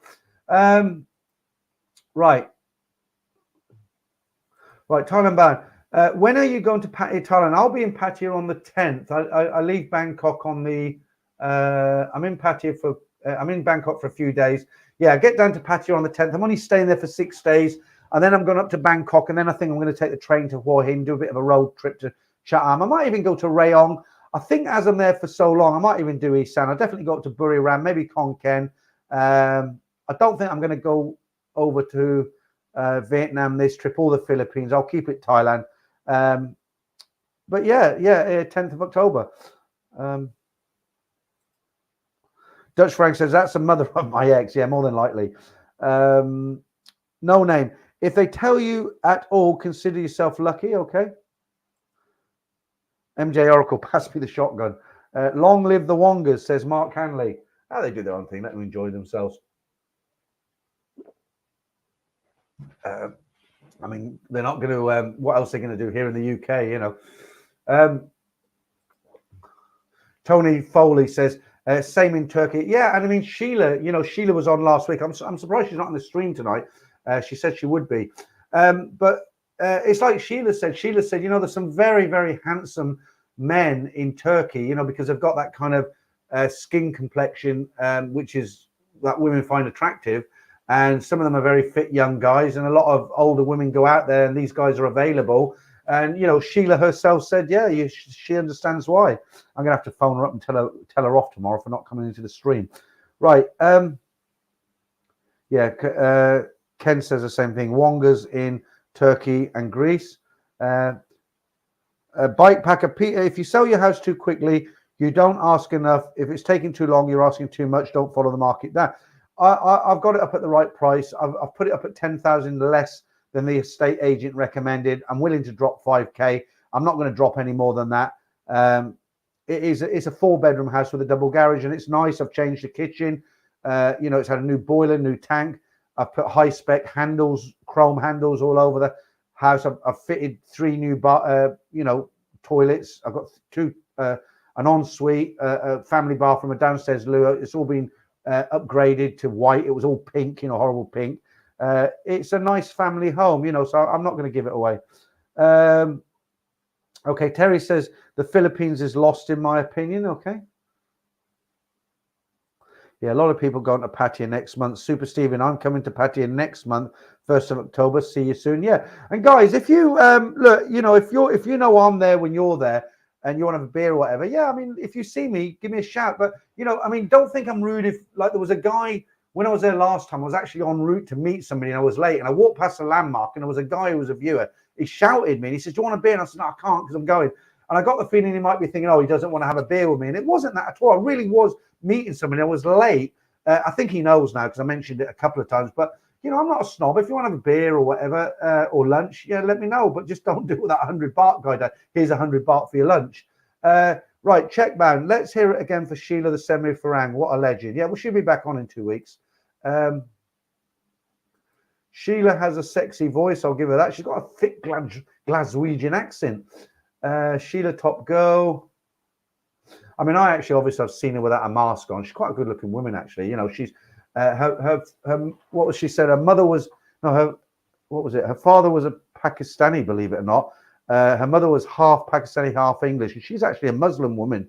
Sheila is, you know, and for her to come on here and talk about what she was talking about last week, you know, fair play to her. Yeah, that Peter, that lovely lady on the left is giving you bunny ears. Yeah. I see. Yeah, with a nice lacy glove on there. Oh yeah, I never noticed that. I'm gonna have to have a quick change. Let's have a look. I was surprised. Somebody said I put these up, and somebody said they were mongers. I thought they were lovely. Okay, let's put this one up there. They're actually not Thai. They're actually Vietnam. Them 4 girls, but it's different, isn't it? I'll change them next week. Might have them on Sunday again. Right. Right. Before we go, let's get rid of these birds and I'll do a little bit of a competition here. A really simple one while we're talking. Last 5 minutes. Does anybody know where that is? Okay. I mean, I'm not 100%, but I'm 98%. It's a cliche to say 99%, but I'm 98%. Where do you think that is in you should know that. It'll be in an area that you're familiar with. That street, where is it? Come on, before we go, let's have a bit of a competition there. Where do you think that picture is with a tuk-tuk? I'll let you know where it is. I'm pretty sure I know where it is. Where do you think that is? Thailand fan says Thailand. Well, it's not in. Yeah, well, obviously it's not in bloody Barcelona, is it? Okay, any guesses before we go? Yeah, it is Bangkok. It's not Sukhumvit Soi 5. That's a good guess. All right, let's not be silly now. It's a picture in Thailand, in Bangkok. It's not a million miles away from where you guys know. So where do you think that is before we go? It's not Cairo, Egypt. I see the pyramids. Soi 7. No, it's not Soi 7. It's not Soi 4. It's not Soi Cowboy. You're getting very warm, you guys. I'm going to tell you the answer very quickly. I'm not going to let it go on for so long. Any more guesses? Dave Stewart. Yeah, you got it. Let me put you that up. There you go. Look. Oh, it's back to front. Look at the writing there. Yeah? And look at the writing. I think you can see it there. Is there any more? Yeah, Soy Arab. And if you don't know where Soy Arab is, come out of Nana Plaza, go to the police box on Sukhumvit, cross over. There's a little alleyway there, and that is it there. And they do about, where is it? There somewhere. There's a buffet. Like, it's really nice when you wake up, when you've had a heavy night on the booze. It's all dal and chicken curry and naan bread that they bake. It's hot and it's crusty and lovely. The only thing you can't get there is poppadoms. But yeah, okay, well done to Dave for that. Okay, the rookie cameraman says, where is Arab Soy? Yeah, well, it's that's a nickname. It's kind of behind Soy 3. So you come out of Soy 4, you've got the intersection there, haven't you? The junction. And if you crossed over, you've got Nana Shopping Plaza there. Go straight down to the Grace Hotel. That's Soy 3. Well, it kind of runs behind. It's kind of what you call an alley, I guess, behind Soy 3. And the nickname is Soy Arab because it's all Arab businesses, Arab restaurants, Arabic hotels. And all the signage is in Arabic and Thai, as opposed to English and Thai, where it normally is. Obviously, there's not too much of it there. But yeah, a couple of people got that right. No, it's not Chinatown, Wayne. I've told you the answer now. Mike says, I hope it doesn't upset you, Mike. I don't even know what it is that might upset me. Okay.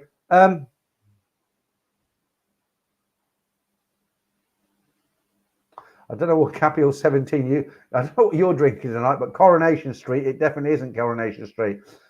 Neil says in between 3 and 5. I mean, you know the answer now, but yeah, it's actually worth a trip down there. I mean, I didn't eat there last time because they were doing a lot of building work and the dust was everywhere, and they have this buffet that's open. I thought, no, I don't want to eat here because all the dust is going to settle, isn't it? So I didn't eat, but I go there very often. Actually, they do. I think it's about 200 baht. I normally have a plate of dal. The lentils and a nice hot crusty piece of naan bread and some pillow rice. I don't need any meat or anything. It's 1 o'clock in the afternoon, skinful in a bar. It really, really tasty, really filling, really enjoyable. Well worth a little nibble in there when you wake up, as they say. Okay, guys, look, it's over 2.5 hours now.